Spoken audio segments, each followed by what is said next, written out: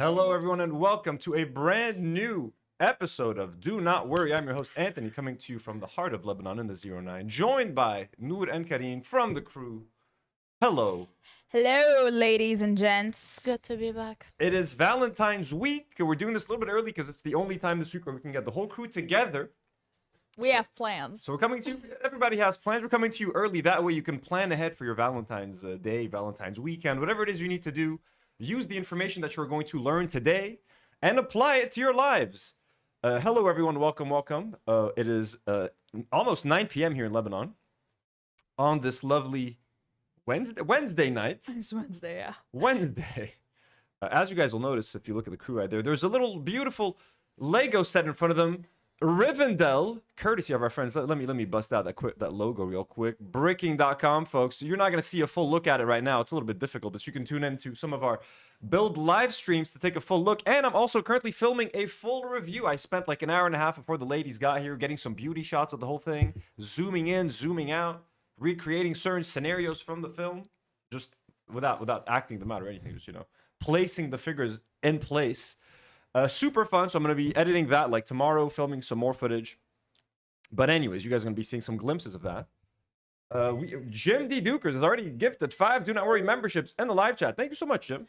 I have to say, this is taking a lot of our table area. It is. It's massive. It's massive. It's gigantic. I'm literally having to build a whole shelf just for this thing. There's no way. I need a shelf. It's going to be like right behind me, hopefully somewhere here. I don't even know where I'm going to put the shelf, to be honest with you guys. But we have this now, and until I get a shelf, it shall remain here on this desk. Okay? So 4 months. No, I think give it max 2 weeks, I will have a shelf here. I'm talking to a carpenter. He's busy this week and the next week. Won't be here for 2 weeks. He's all mine. Jim W's in the chat for Jim D. Dukers for gifting 5 Do Not Worry memberships. And also we got a super message from Wonderland Joey, who's been a member for 2 months, that says DNW. Beautiful. Polish Pusher asks, is that DNW merch? I mean, this is proto merch, DNW proto merch that I made like years ago to test out merch that we never ended up making. But yes, I own some. Nour owns a few of these rare pieces. Karine doesn't. One of a kind. Karine doesn't. Karine came in too late. That was like years after we tried to make merch. There will be merch someday. That has been my promise for 5 years. The OGs have them. Okay, I'm being discriminated against as a newbie. By the way, we have a picture in the merch. Do you guys remember when we did the photo shoot and we took pictures in the merch? Yeah. Whatever happened to that Nadim photo? never sent them. He never sent the photo. He never sent them. I never sent the merch photo, huh? Stah. Hey, if you guys want merch, let us know in the live chat. So today's episode, before we get into today's episode, we're only going to be reading your questions, your anonymous questions, or if you guys want to send us questions via via super chat to support the channel, we're going to be, whatever questions you have, queries about love, broken hearts. Are you dealing with a broken heart? Ooh, it says YouTube's not receiving enough data. Let's see if the quality and my camera got lifted up too much. I know, right? I need to fix it. Let me see if the connection's fine. It looks fine. Does it look fine on stream? Mm-hmm. Oh no. Oh yeah, it looks fine. Should be. Let us know if the connection is shit, folks. We're dealing with Lebanon stuff. Marina says, a $2 dono says, I want merch. We would all love merch. And anyways, if there's a problem, I would love merch. So today we're gonna be reading your questions. We've got a bunch of you guys sent us questions anonymously. We told you guys if you're too ashamed, if your questions make you feel ashamed or embarrassed, you can you don't have to reveal yourself. We're gonna be looking at your questions and answering them all day. There's no news, there's no pop culture stuff, nothing. Just talking about your relationship problems. Or I mean, you guys might be asking us about ourselves. But before we get into all of that, if you guys want to support the channel, there is a membership meter up here. We're trying to get to 600 members by the end of the month. Jim D. Dukers has already gifted us 5 memberships. If you guys want to support the channel, feel free to become a member. Members get exclusive live streams every week. I'm a little behind on all that stuff. Crazy busy week, but tomorrow and Friday are going to be insane. Filming content, so members are going to get a live stream Monday at the latest, but also patrons. If you guys want to support us on Patreon, patrons get extra special content. Where's the Patreon link? Soon they'll be getting extra special content. Extra. Would you like to tell them about it? We'll tell them. This week, Nour and I filmed the first episode of Fantasy Board Review, where we are going to be reviewing romance novels, really badly written romance novels, erotica, and our first book is actually the most ridiculous erotica I've ever read in my life. So if you want to watch us read excerpts, if you know what I mean, and review it, then you should join the Patreon. We had a very good time filming. We had a very good time. A nice, juicy 2-hour episodes. 2-hour episode. Yeah. What I'm gonna be doing, what the content you get from me on Patreon, nice and innocent reactions to Kitchen Nightmares by Gordon Ramsay, folks. So if you guys want to support the channel and get content that you don't get anywhere else, join us on Patreon, where you're gonna get what's your boardroom review? Fantasy board review. Fantasy board reviews. You're gonna get fantasy board review, and you're gonna get a reaction to Kitchen crazy. boardroom reviews. Kitchen Nightmare. It's one of my favorite shows. Gordon Ramsay. Wow. You call that food? And that would be great. And yeah, you guys can also support via the chat. If you guys want to send some questions in for us to answer, you can do so via Super Chat. But you guys don't have to do any of that to support the channel. It is more than enough for you guys to simply like the video, subscribe to the channel, join the Discord, leave a comment if you're watching the replay, hop in the live chat if you're watching live, and we will love you forever. Become a Do Not Worry. And with all that down, let me do one more self-plug. Ooh, let me thank some members, actually. Rebecca, 7575. Yaba Habibi. Ooh. Rawanda Matar 4130, Blue Eyed Tatty, Wandering Beatles, also Midfunk, Silk Thread L6D, Mike Gonzalez 1735, Iron Moon 8564, Andy Sparks TV Groovy 3957, and the Blundstone Emperor Anomaly, and Hey It's Sherry 175, and our lovely patrons such as got to your patrons like Eliel Mujabran, Yala Mabruk, brand new blonde patron. What's the name right there? Bomb Venusaur, Daniel Nechle, Mercedes W, and lovely superhero patrons such as Raya D, Rana F, and Muhammad Mruwe. And some abductee patrons, Kung Fu Brisk, Deathwish Dina, and Tusk Fangooth. All right. Also, how about one final thing, guys? Subscribe to the gaming channel. You guys want to see beloved community member Chris CH? He joined us yesterday for some Dark Souls on the gaming channel. Here's Chris. He's sitting with myself and Elias. I want to support the channel. There he is, guys. Good old Chris, chilling. I lined the three of us like a bunch of clowns, playing video games for 2 hours. Become a member, sorry. My friend. We had a good time. This is Chris, guys. Here you go. Finally, a face to the name. So that's crazy. He'll be invited here more often. Yeah, you guys, the first time you guys see Chris? No, I met him at the anime convention. Oh, that's true. That's true. my first time. Dreadful says, I want merch, but special mod merch, of course, that'll be awesome. It's just the DNW and then mod under. Dizzle McFizzle, hello. Keep it real, hello. I missed everyone here in chat. Gato, hello. Everyone's awesome. Yeah, this is Nour's big comeback. It's been 3 weeks. 3 weeks? Or more. How long has it been? Ken, our anniversary. 3 weeks ago. Damn, there you it's go. been a while. Without further ado, let's get into these questions. Now we're gonna be reading a lot of the questions that you guys sent anonymously, but as soon as if we get like a super chat question, that's gonna take priority. Even if we're halfway through answering these free anonymous questions, we will stop answering it. I will ignore them. I will never look at them again. I'm not gonna We're going to prioritize your super chats, so don't worry, guys, of course. But we got these to go off of. I got a whole list of questions right here. I can't show everything because it'll dox myself. Let me see. What can I show you guys without doxing myself here? Showing you my Google Drive. What can showing does this us reveal his anything? No, nudes. just open the image and then scroll through them. Yeah, it doesn't show anything around. Share. I just gotta make sure there's like my phone number in like the top right corner. Okay. Here we go. Here is the first anonymous question. Your phone number in bio. I'm just kidding. I'm just. Okay. I've revealed like a whole bunch of shit when I first started streaming. When I was using my laptop, it was hilarious. Missed that too. Paz is saying Chris is low key mogging. He is mogging. Chris he is mogging. Haley said that yesterday. I got mogged by Chris.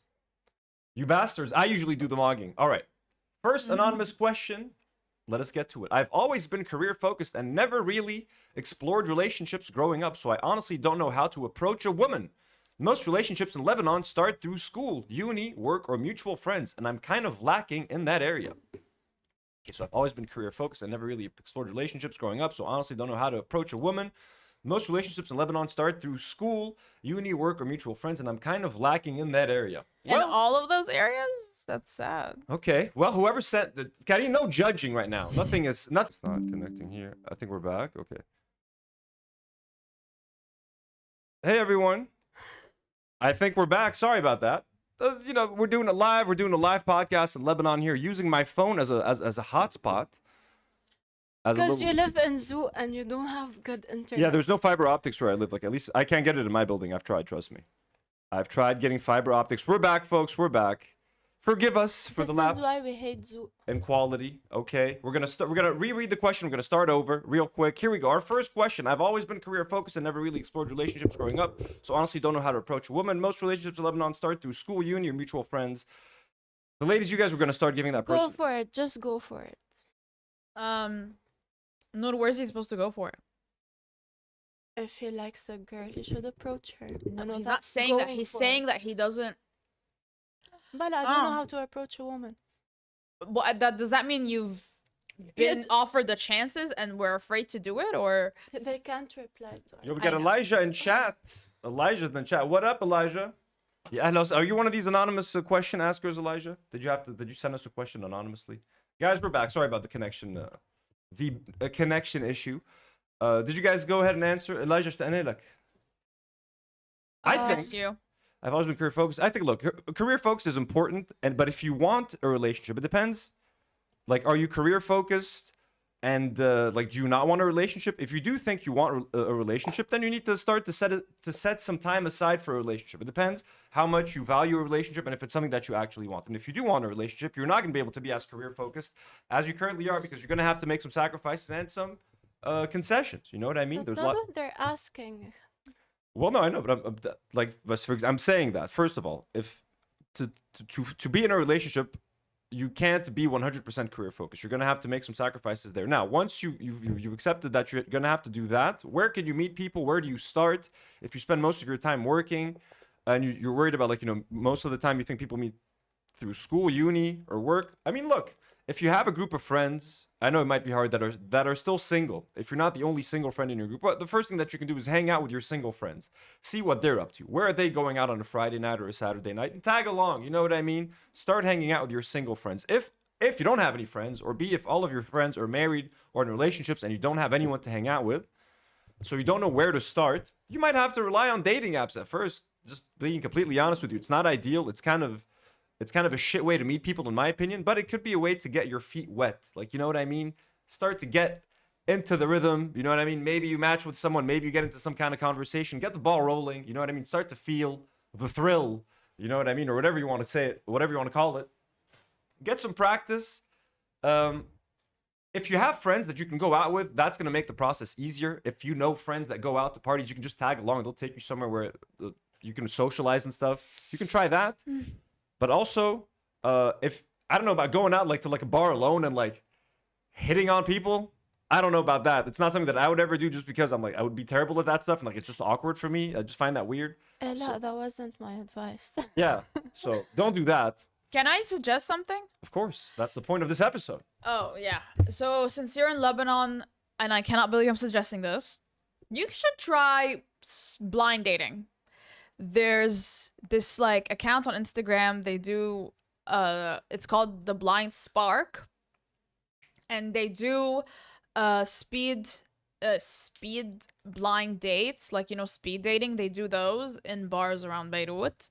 Ooh. And they've done a couple events till now, and it seems pretty decent.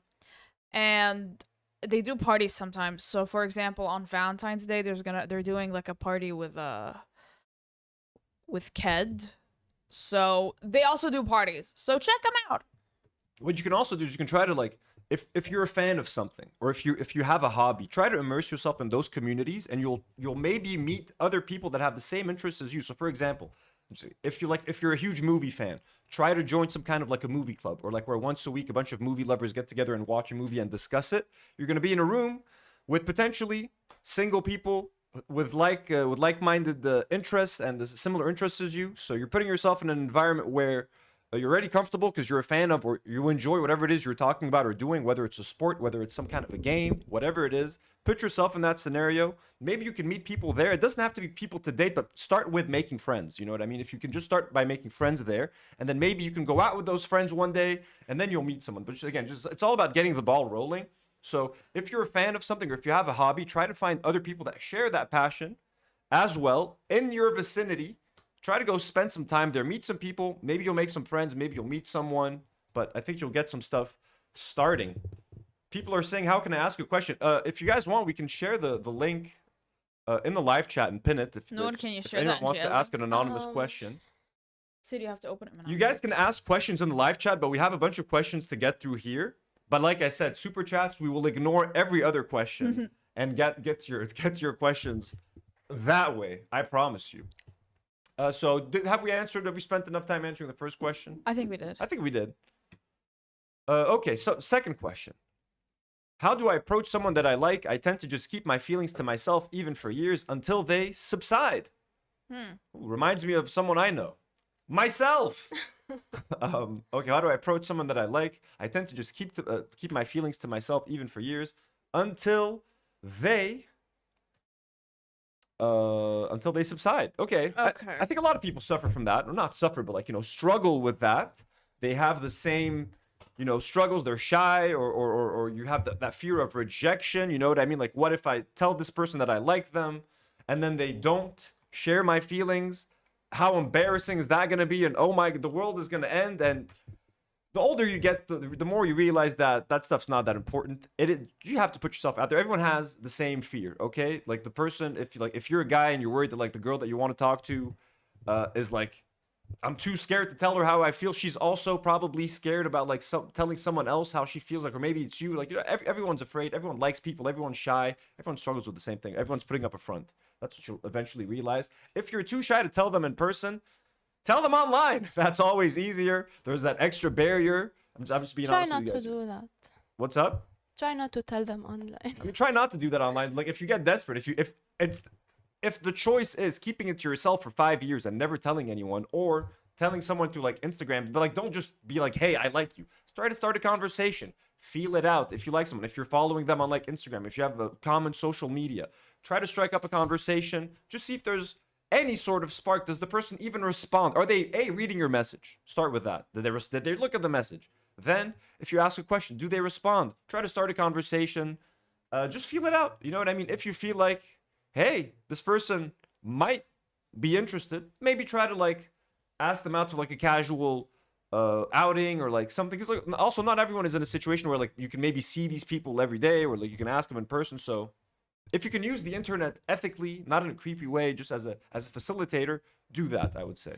I Also, think. I'm sorry, but Go ahead. even if you're rejected, it's okay. It doesn't mean anything to who you are, and you're gonna forget about it a couple of days later. We've all been rejected many Some times. rejection therapy is okay. Speak for yourself, Anthony.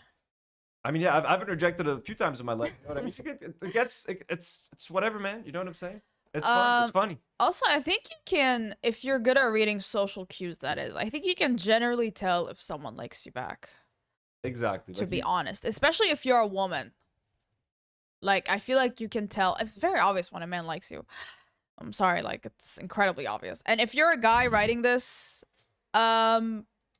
really pay attention to how she's generally around you and try to be objective about it. That's my take. Yeah, there's a lot of clues usually, you know what I mean, that you can figure out. It's much easier to figure out those clues in person, but again, like, we live in a much more secluded world where a lot of people are spending more and more time at home on their computers. They're communicating via computer. That's why I often talk about like online. Yeah, don't worry about rejection. Don't worry about rejection, and don't take it personally. Like, you know what I mean? Because like, you're gonna reject people. Like, everyone's rejecting everyone. It's like a loop of rejection. You're gonna reject someone. They're gonna reject you. They're gonna be rejected. But everybody's getting rejected until you find the right person. That's just how it works. So don't stress about it. Don't take it personally. There's nothing embarrassing. It's happened to everyone except Karine. So, you know, we've all been through it.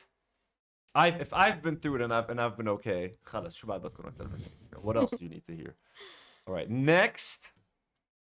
I've been single for 6 years. Do I need to relax my standards? No. Is this a man or a woman? If it's a woman, no. If it's a man, yes. Yeah, probably. I've been single. I mean, look, it depends. It depends. Why? If you're single because you have super high standards, and you don't think anyone's gonna meet your standards, or like you're looking for a very specific profile, and no one seems to be exactly who you need, and if they deviate from what it is you need by just 1%, that means the relationship is doomed.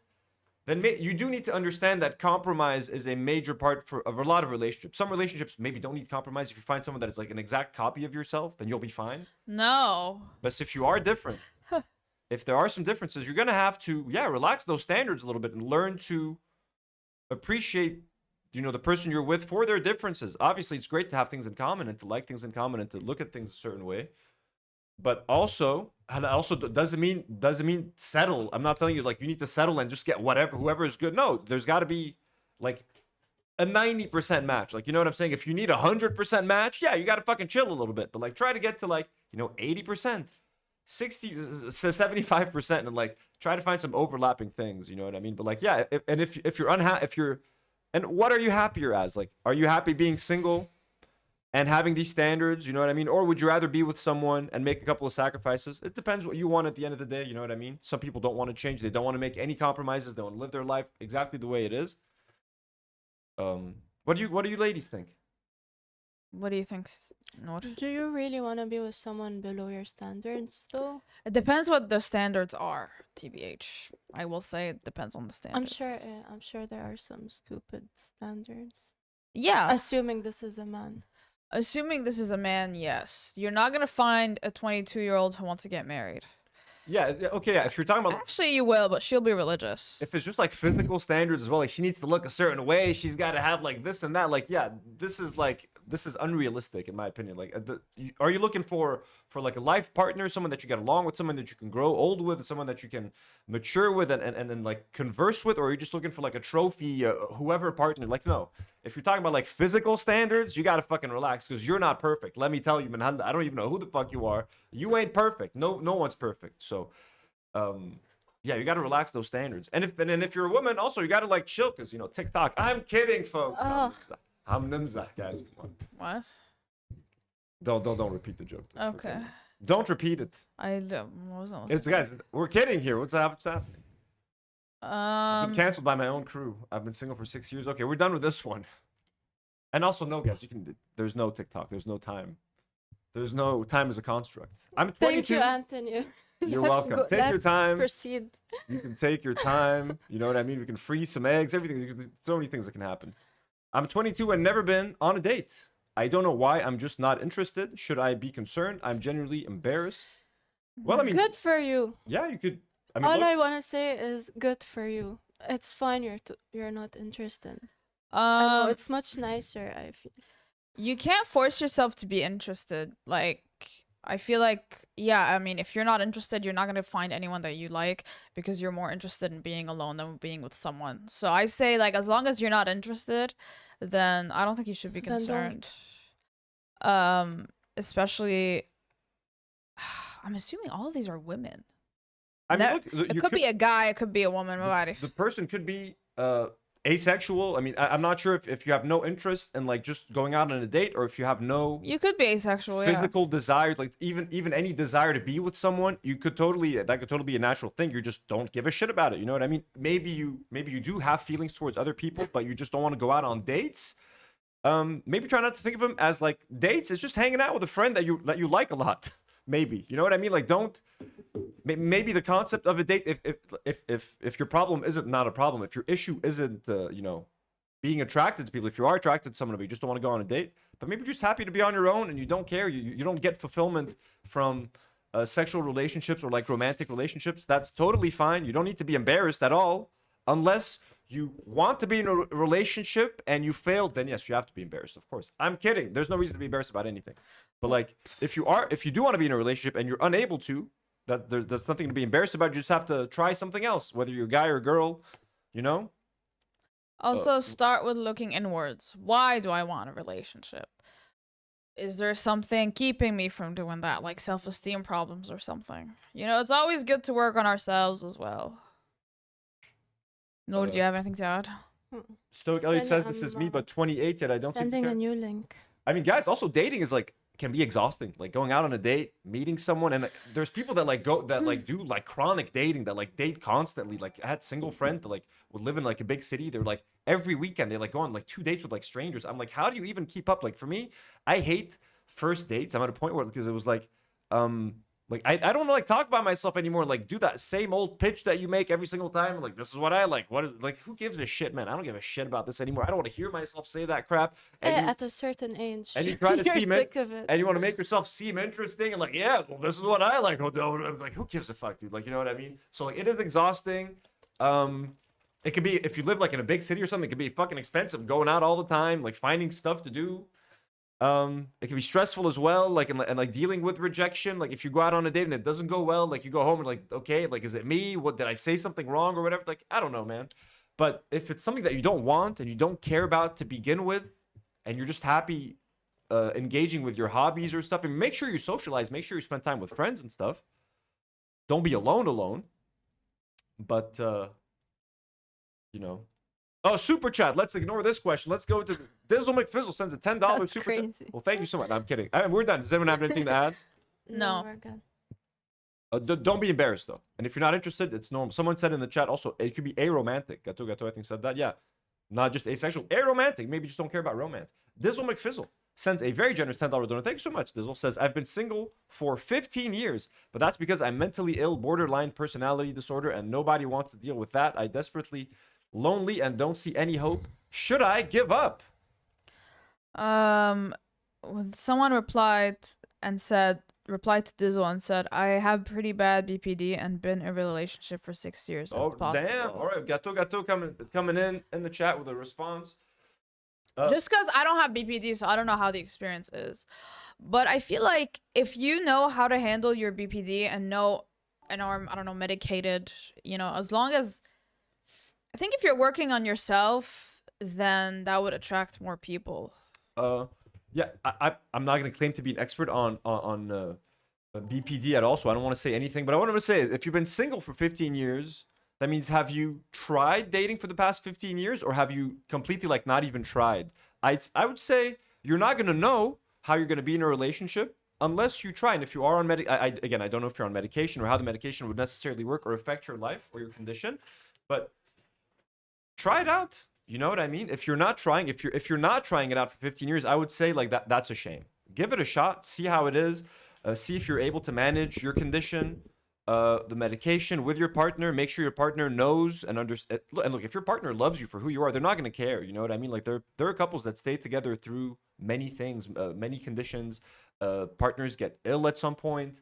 Love can conquer all of these things. So if you meet someone that loves you for who you are, they're going to be more than willing to work with whatever condition it is that you have. You know what I mean? It's not going to be easy. They're going to have to make some sacrifices. You're going to have to make some sacrifices. But of course, definitely, I would say, do not give up. Most certainly do not give up, Dizzle. Definitely don't give up. And I mean, I would say, you know what I mean? Like, holy shit. And you're an awesome person. You're such an awesome member of this community. Like, I don't fully understand how borderline personality disorder works. So I don't want to make any assertions. But can you just clarify if you've been fully single for 15 years, or have you tried dating a little? I've tried. I tend to destruct in them because I shut down for long periods of time. Shut down for long periods of time. Well, how and why do you shut down? Do you know sort of like what is there is there a way where you can, through medication or through some kind of therapy or speaking with your partner, is there a way to get out of that? They're in DBT therapy. Oh, they're in therapy right now. Okay. Well, that's already a fantastic first step. And I don't know if you've just started that now. I doubt. I'm sure you've been doing it for a while. So I think that's a great step.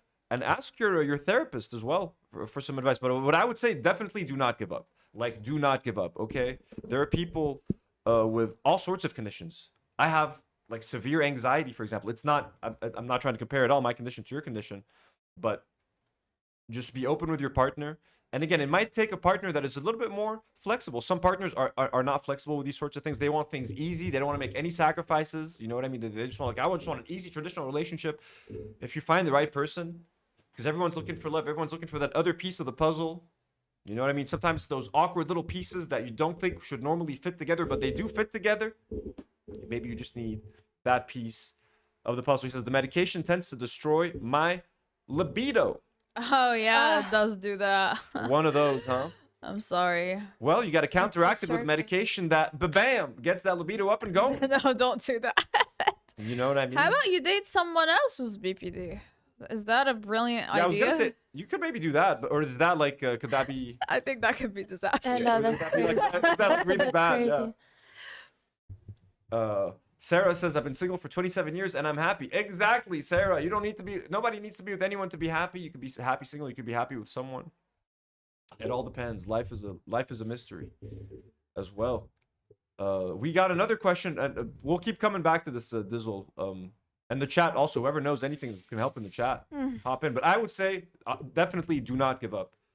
Certainly do not give up. And you have so much to offer from the little time we spent speaking together. I mean, I can already tell that. Anthony Bensavingo sends a very generous $10 dono as well. Thank you so much, Anthony. Says, I haven't had a girlfriend since the Obama administration, and I feel so much better when not chasing a relationship for its own sake. I had fun with her, but it's not my top priority, and I'm quite happy. Well, amen. I mean, That's great. 10 years. Damn. yeah, Obama, when did he get elected? He 2016. 2008? 2008. Yeah, for 2008, till and then 2016. 2012, 20, it's been almost 10 years. Holy shit, yeah. Haven't had a girlfriend since the Obama, and I feel so much better.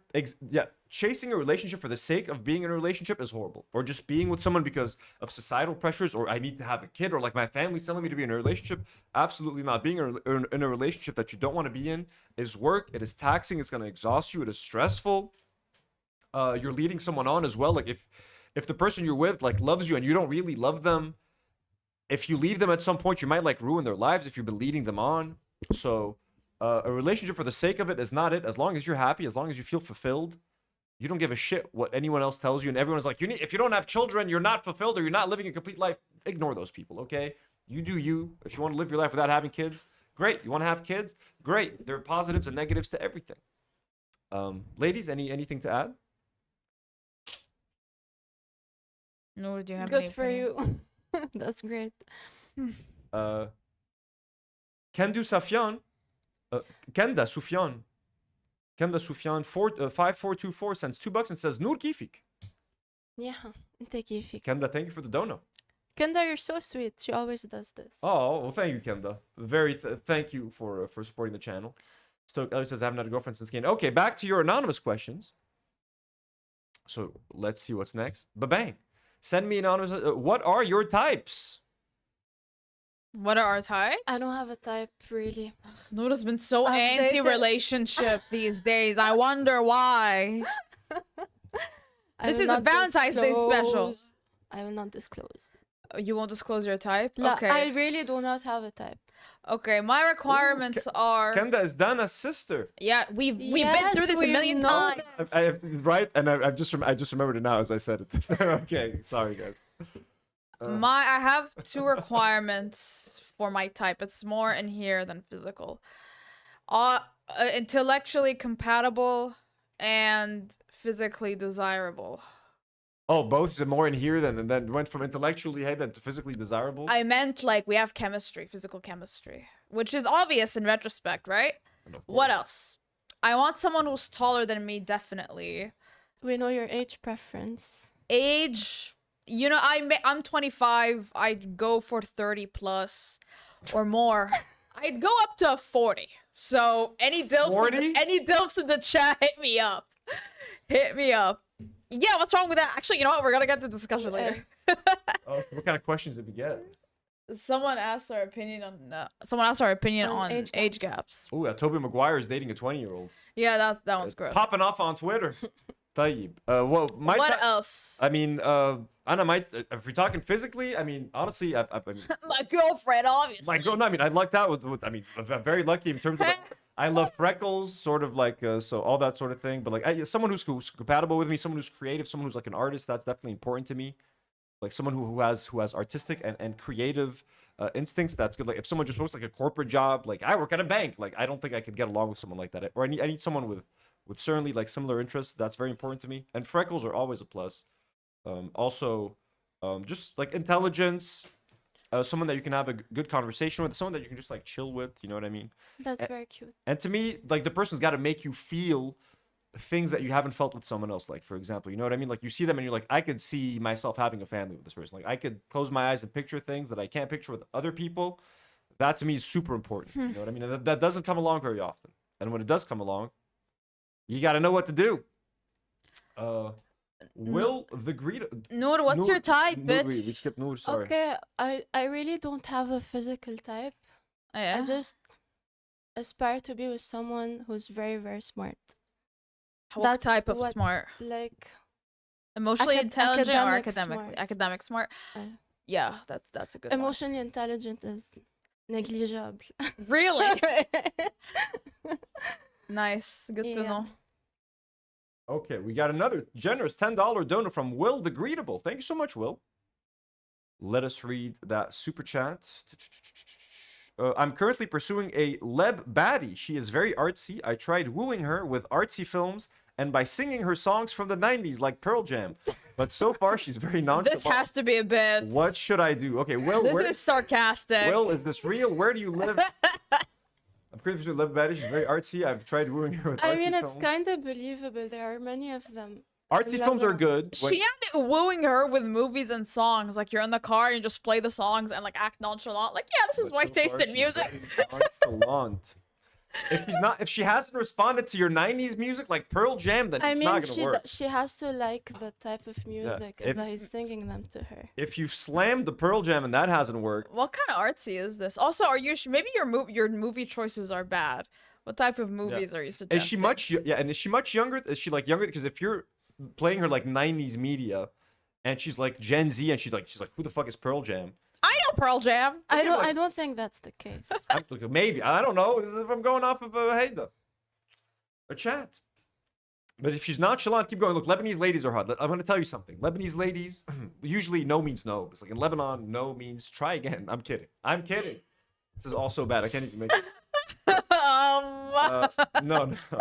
But no, Lebanese women have, like, the person who was asking, I have very high standards and I've been single for 6 years. That's most Lebanese women, okay? Lebanese women also, a lot of them have very high standards. I have high standards. Why would I lower my standards? Everyone should have high standards, and it's right. Absolutely. In other countries, I guess maybe women are like, fuck it. Here, there's no fuck it. You know what I mean? Fuck it comes really late here.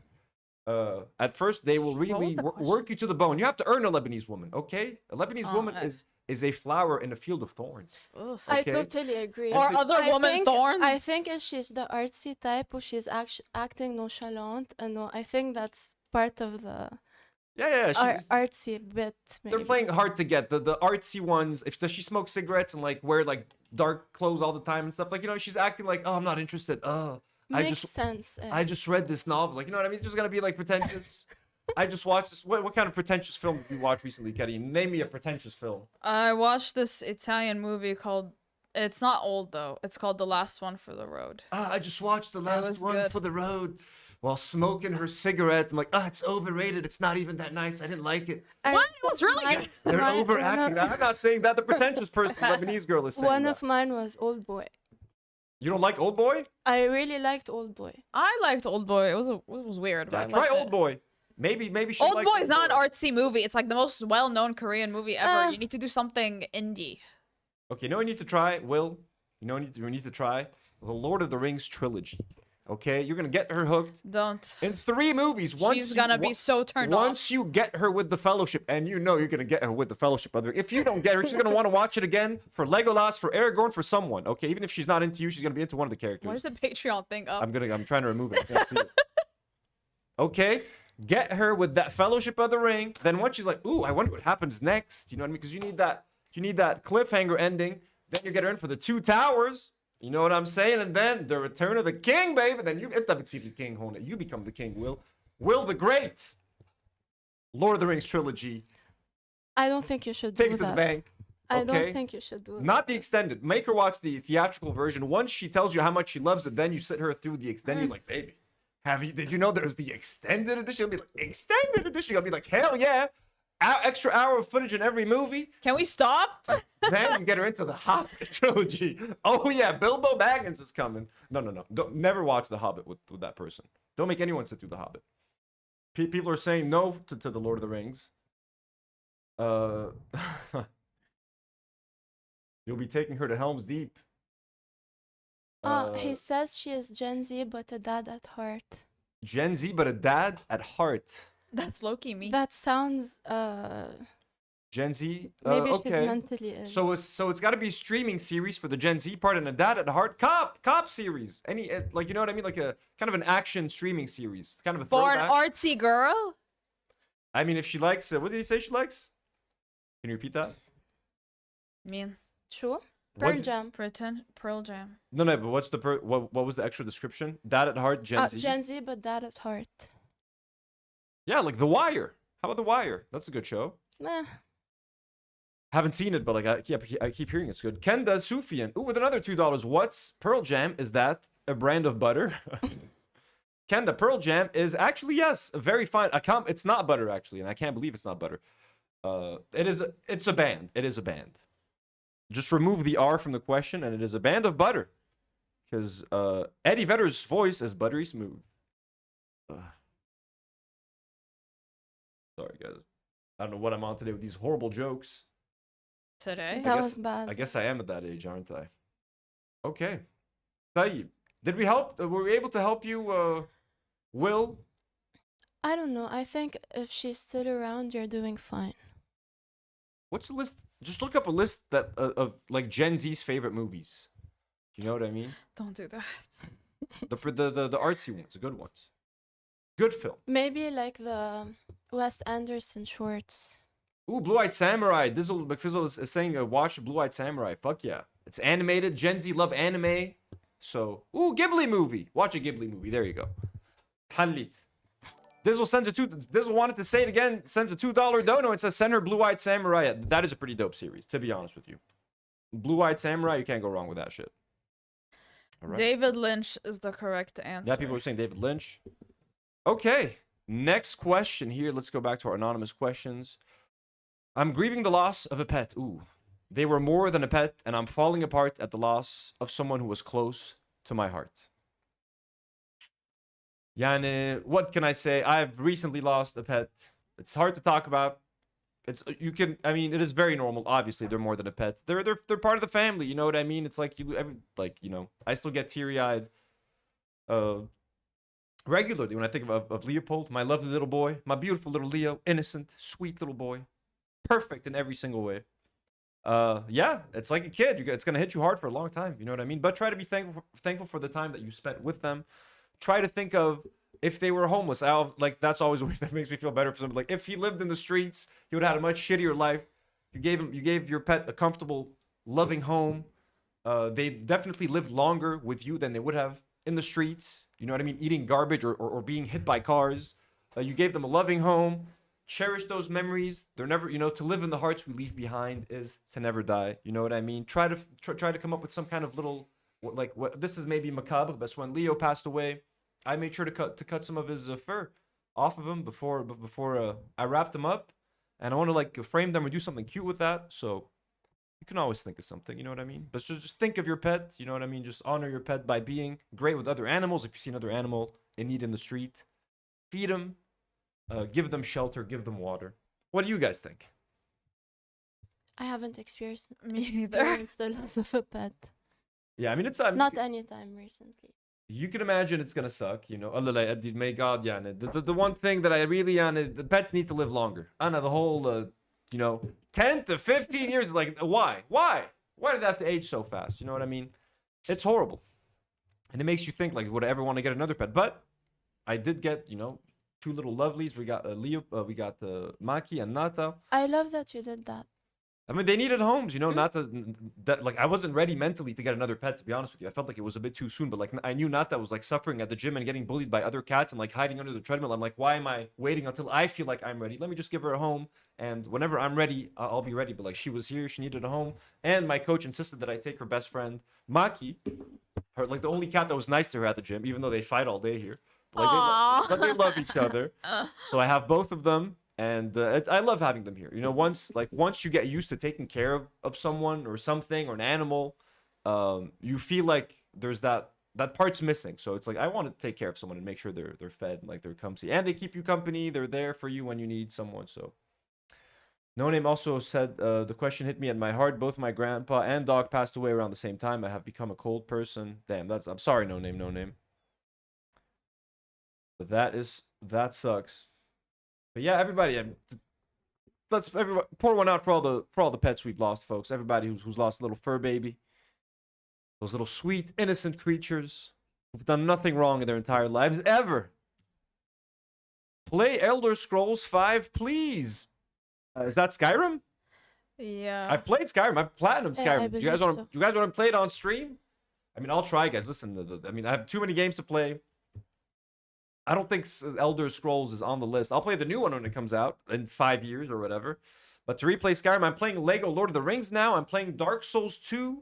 I'm playing a little bit of the Avatar game, but I think I'm kind of sick of that. I got to fly around. I think I'm done. But the Lego Lord of the Rings is super fun, and Dark Souls with Elias every week. That shit is awesome. So no Elder Scrolls anytime soon, I think. What do you think of Valentine's Day? I think it's a waste of money and a huge marketing scheme. I think all of us here aren't really big Valentine's people. I hate it. I mean, to be honest with you, I fucking We hate it. do not do Valentine's. I've never experienced it in a relationship, so I don't have any thoughts on it. I personally don't care about it. But look, is it important to? Is it cute? Is it nice? Is it a nice idea? Like, am I against the idea of like having one day a year that is like all about? You know what? I'm gonna take today to just really focus on my partner or the person that I love and show them that I love them. Obviously, every single day should be Valentine's Day. Every single day you need to set some time aside and be a great partner. So when society's like, today you need to go get a bouquet, you need to get a card, and you need to do this, and you need to do that. It is the whole industry. It's like Christmas. It's like any other holiday. You know what I mean? There's a whole thing behind it. There's a whole industry. Hallmark sells record amounts of cards on Valentine's Day, and everybody's making shit to sell you. Everybody wants to sell you a dessert. Everybody wants to book you something. You know what I mean? But the point of Valentine's Day should remain is that even if you don't want to celebrate it on Valentine's Day, you're like, you know, you're too cool to do it. You know what? Everyone's going out on a date on Valentine's Day. I don't want to do it. Fuck it. Make sure you do set some time aside, you know, more than once a year to make your significant other feel special. Because ultimately, that's what Valentine's Day should be about. It's just a day where you're like, you know what? Today, no distractions, no work. You know, I got a million things to do. Everybody's got a million things to do all the time. Everybody's got bills to pay. Everybody's struggling. But you got to be like, you know what? Today is all about you, and it's all about me and you. So that's what is important, is the red teddy bear and the flowers that you have to get, and all of that. Flowers are beautiful. You have to get flowers from time to time. You just got to show people some love. You just got to, they don't care about the flowers. They just want to know that you care. Ultimately, they just want to know that you care, that you're thinking about them. So take that lesson. Are you doing anything on V-Day? You know what I mean? Me personally, You and your girlfriend. I think so. We're gonna go away for like a little weekend. Oh, you Hopefully, are. a All little right. romantic See, weekend. Mr. Man, he's participating in Valentine's Because Day. look, it's not important to me, but like she relatively cares about it, not in like the cheesy side of it, but she does care about the like setting some time apart to celebrate with your partner. So I think if I was, I would care about Valentine's Day too if I had well, because someone in my life. I've been in relationships and I know I've experienced Valentine's when I've been in relationships, and I've never wanted to celebrate it. I know What, you're too low maintenance. You can't let men be. it's relaxed. not something that I'm interested Well- in at all. Like, I'm the opposite of Yeah, It's but fair, do you it's fair. care about when your man gives you extra like care and affection throughout I the want year? that regularly. Throughout the year. Yeah, exactly. I don't want a I mean, special it could day be an to occasion. celebrate it. Do you not want gifts on your birthday? I don't want stupid Valentine's gifts. Yeah, you want stupid Valentine's gifts? No, I mean, they don't have want to be that. stupid. You can just make it however you want. Like, get your partner a gift they'd like. It's just very stupid to me. I can't do it. I can't be- believe in woman supremacy, so your man should spoil you. Sorry. it reminds me of on the regular, New Year's Eve. exactly. On the regular, because Valentine's Day is an occasion. Like, I don't زيادة. want an occasion, man. That defeats زيادة. the purpose. No, like it's just extra. Like obviously they're gonna treat you special on your birthday, مثلا. No, no, all days need to be treated Bala, a equal. birthday is You- special to you. It's there's not no a wrong way to feel, commercialized like, holiday. Can you- Everything is commercialized. This fucking birth- video's commercialized. the way everyone feels, Karine, the way you feel is valid. Nour, the way you feel is valid. Everyone. Oh yeah, we're all centrist here. She's dismissing my non-Valentine feelings. No, you could. It's fair. Look, it is. It's like. Dude, we just read a romance. You need to feel the romance. It was in the air. not a romance. Don't call it that. It's like New Year's. It's like New Year's Eve to me. Like you need to have fun on New Year's. You need to go out. You need to drink. It's like no, I don't need to do any. Of these Yeah, fucking fuck things. that. So it's like Valentine's Day. Like you need to show, like to tell your partner you love him. You need to do this. It's like Oh, and you no. do need to tell your partner you love them. Well, you do, but like when everyone's like telling you Exactly. have to, like today you have to. It's like that pressure that makes you go like, well, I don't want to, just because you're I telling me feel to. like we're overthinking it though. That's my problem. I think I'm overthinking it. Like just to share a bit about like Definitely. Demi cares more about Valentine's Day than I do. So in that case, since she cares about it, I'm not gonna. I don't want to ruin the party. Like I don't be like I don't give a fuck about it. You know, like I told her like I don't really care about it. But then once I understood that like she kind of does care about it. I'm not gonna lose anything by trying to make it special for her. Like, you know what I That's mean? very nice of Now, you. Yeah, remember, exactly. if you were dating someone and someone- you told them on Valentine's Day you're not interested in Valentine's Day and they still got you like a nice bouquet, would you be sad about that? I wouldn't be, but it wouldn't mean anything to me on Valentine. It's not anything special at all. Because Yeah, everyone else is getting bouquets for their girlfriends. You think like Eh. this bouquet means nothing because you're just doing it because you have to. or Yeah. I do Okay, think so. fine. something. That's fair. Like I get that as well. You know what I mean? Kenda Sufyan sends $2 and says, Dana's making fun of me, but we have the same face. What's that? Is Dana calling you names? You guys having a sisterly fight in the chat? Nola Magnolia with 50 Egyptian pounds says, I think if your partner cares about Valentine's Day, it doesn't hurt to care if they do. Mainly be kind and understanding what the others care about. Exactly. If your partner cares, it's not going to hurt you one iota to just make a small effort and make it special. And I was kind of like at first when she was like, she's like, I care about Valentine's Day. I tried to be stubborn, like, but why? But then I'm just like, why am I being like an asshole? Like, just make her happy. Like, if it's just, you know what I mean? Like, go out, have a nice dinner. You know what I mean? And so yeah. Mattei Sokti. We got a $5 dono from Jim. His name is glowing on the super chat. Thank you so much, Jim. Says every day your lady is in your life is special and she deserves to be celebrated as the goddess she is every day. Exactly. That is also the point that Nour is trying to make, and we all agree with that. You know what I mean? We all agree. Everyone should be treated like a queen every single day. And and if they care about it, make a. But yeah, it is all. But you could say that it's a waste of money as well, and it is a marketing scheme, and they're trying to sell you a card, and restaurants will have the deals, and we have a heart-shaped dessert. Don't you want this heart-shaped chocolate fondant? Of course.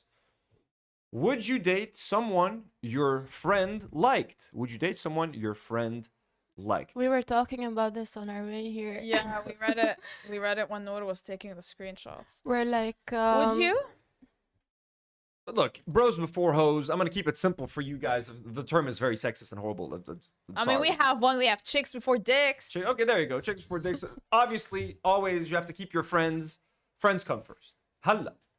If your friend like maybe went out with this person once and they didn't get along and they hated each other and you like love this person, you could be like, yo, dude, can I go out? Like get your bros consent before doing it. I think just get their consent. Just get their consent. Personally, I wouldn't do it because it's I been wouldn't done do to it. me when I was 13 years old. Yeah, And I'm still 13. traumatized about it. I And, swear. like, last time we were both in this kind of position. We were in. It was in school. Yeah, so I was 13 and my best friend at the time, who's a bitch, knew that I liked the guy and kind of weaseled her way into it and then started dating him. And even though we were 13 and obviously they're not together anymore, so it doesn't really matter, it hurt me a lot. So I wouldn't do that to someone. What did dating look like when you were 13? Like what? Like going to the mall. Going to the mall. Going to the movies. They went to the movies and the mall and you didn't get to go. That is pretty. You sad. laugh now, but I was in love with him. And it's not funny to me. So you guys you liked him, but you never like went out or anything. You never went to. No, got we to never go to the went mall. out. You never went to the mall with that Yeah. person. Okay. So okay, and she knew you liked him. Yeah, she did. She definitely knew. No, she was psycho. Okay, so No, that's kinda she's fucked up. psycho. She's not your My friend. therapist calls her Sharmuta. You shouldn't. If like for example in like Spider-Man 1. I'm serious. When Tobey Maguire loves Mary Jane and then Harry Osborn swoops in like, well, you never asked her out, so I. It's like, no, that's so fucked up. It's like the most douchey thing you could ever do. If you know your friend is like in love with someone, don't fucking do it. Anthony trying to explain a situation. So imagine in the Spider-Man movie. 2002. You know? I guess it's also different if they dated. Definitely don't date your friend's ex. I think that's very tacky. And you don't want anyone's leftovers, am I right, Nour? Yeah. Wait, are you calling people leftovers if they've If been I with date someone? if I date my friend's ex, I'm taking her leftovers. Sah. Cause she's already been through him. Everyone is So she someone's- knows all everyone his is dark someone's secrets. leftovers. Everyone is Yeah, but someone's it's different leftovers. if you know their ex. That's a whole different situation. And anyways, don't do it. Don't date your friends' Yeah, exes or don't people they do like. it. It's nasty. DC Northern Virginia recommendations to take your partner on a date. Ooh, this one's for me. Oh, Sure. awesome. Oh, it is for you. I'm gonna be honest with you guys. I don't really know. Oh, okay. You know what? I got you one. I'm gonna pitch you an expensive date slightly, if you want to impress that person. Take her to Blues Alley, or take them to Blues Alley. It's a like legendary jazz bar in Georgetown. They have like live shows every week. They have like a whole bunch of jazz artists that show up there. They got like pretty bomb ass food. So if you want to go on like this, you know, if you want to like impress that person and go out on like a nice culturally rich evening listening to like live music, and then Georgetown is beautiful to walk around at night, you know what I mean? You got some nice restaurants, some nice bars. I love Georgetown. I think it's one of the nicest places in like the DC Northern Virginia area. So I would say any night out in Georgetown is a good idea. But if you want something nice, slightly expensive, but check out Blues Alley in Georgetown for a nice night. Mwah. Otherwise, if you like malls like Karine, if you're taking someone like Karine out, go to Tyson's Corner in McLean and then go have lunch at Founding Farmers. How about that? These are the fuckest names ever. When was the last time you've been there? Are 10 those years places ago? still It's been a long open? time since I've been to Founding Farmers, but I heard some YouTubers talk about it still being banging, so it's good. That place is fucking good. What do you want? Restaurant recommendations? I can try to think of like there's a good Korean barbecue place that people like. I forgot what it was called, but I went to a pretty good Korean barbecue place. But yeah, no, jazz club. It's impressive. It's nice. Even if she's bored or if they're bored, they'll act like impressed. Like, oh yeah, that was nice. Just that they don't want to seem like idiots for not liking it. But yeah, there you go. Founding Farmers. I worked there. Shit, no way. Yo, it's really good. You don't like Founding Farmers, Nola? Give us the tea. It's delicious. Crazy. Yo, that place was What fucking is good. that? Is it like a fast food place? What is No, it's that? like a nice, it's like a big restaurant. They make like American style food, and it's like all like there's like it's like organic and shit. It's pretty expensive. Ah, They have like good nice. meat, right? It's pretty good. I like that place. Hmm. Bassam says I've been to Founding Farmers. It's fire. I told you. Nola says I have so much tea. Just don't tell me anything nasty. All right, next question. Hypothetically, if you were all single, would you guys ever date a fan or someone who knows about your show, or do you guys prefer to date normies so that it doesn't feel parasocial, or do y'all not care and just want to date a decent person? Can I answer? No, Nola says it's a scam. None of it is organic. God damn it. Oh, wow. Oh, Would Go I for date a it. fan or someone who knows about you? Yeah, why not? I mean, a lot of people that I match with on dating apps are like, hey, you're from that shit. You're from Do Not Worry. And I'm like, yeah, that's I me. will. I will. Coincidentally, I've never dated anyone who's known me from the show. I mean, you dated, you mean, how long, when was the I last know, time you went on a date? I've been out on dates. No, after, as the like, you know, I mean, like, before. Ella, I've been on dates before my Okay. relationships and after I recently broke up. Noor has No recently been people- Noor recently broke up with someone. Yeah. So I'm scared of bringing it up to not hurt her feelings. I'm not sure how you feel about it then. So you I keep feel bringing it up. super fine about it. As you've heard, I've been dating. Oh, that was after. Okay, I okay. said before and after. Okay, okay. Oh, none of them know the show whatsoever. Really? I don't know. I feel like So I feel like that's who I gravitate towards. I would say personally, I would not, because I mean, I'm on the show a lot more. There's so much more about my life that I've talked about on the show. Like, I have been on a date with someone that used to watch the show, and I mentioned something while I was on that date, and they were like, "Oh yeah, you mentioned that on the show once." So I was like, Yeah, that's weird. that was That's very funny. weird, yeah, because I feel like I would always feel like the person, there was a massive disadvantage. This person that I'm meeting knows everything about me, and I know nothing about them. So They're seeing me more than I'm seeing them. yeah, we're not on. It's not. You're not on equal playing fields. It is very I weird, don't and like it is that. like that parasocial aspect of it. In that sense, is strange. It's like you're meeting someone that thinks that they know you, and but they know the side of me that I present online. Now, when you stream and you stream for hours like I do, you are getting a pretty close approximation of like who I am. I'm just a bit more quiet when there's not a camera in my face and I have to talk in real life. But like this is kind of me. You know what I mean? So. At this point, people know too much about me, so it is weird. Like Demi, for example, was aware of my show, and then she only kind of started to watch it once we started talking. But This is the ideal situation. yeah. Knowing it on bait. She's like, oh yeah, I know it from this thing. But, like, I don't really watch it. It's not really my kind of thing. So in that case, it was perfect because no, it's really weird for me when someone knows, and plus it is weird to like. If a fan reaches out and they just want to talk to me, I just want to talk to them and engage as a fan. I'm never gonna like fucking flirt with it. Like it's weird. It gets sketchy. You have to be responsible as a creator, as a, you know what I mean. You don't want to make shit weird with fans. So no, I would much preferably would not want to date a fan for many reasons, but just like personally, if they know everything about my life and I know nothing about them, then it's just strange. It creates a weird dynamic when you're having conversations and stuff. Next question. If a man has stopped putting effort in a relationship in terms of being romantic, do you think that would ever change after having been asked to multiple times? Wait, can I read it myself? Yes. Stop putting effort in a relationship.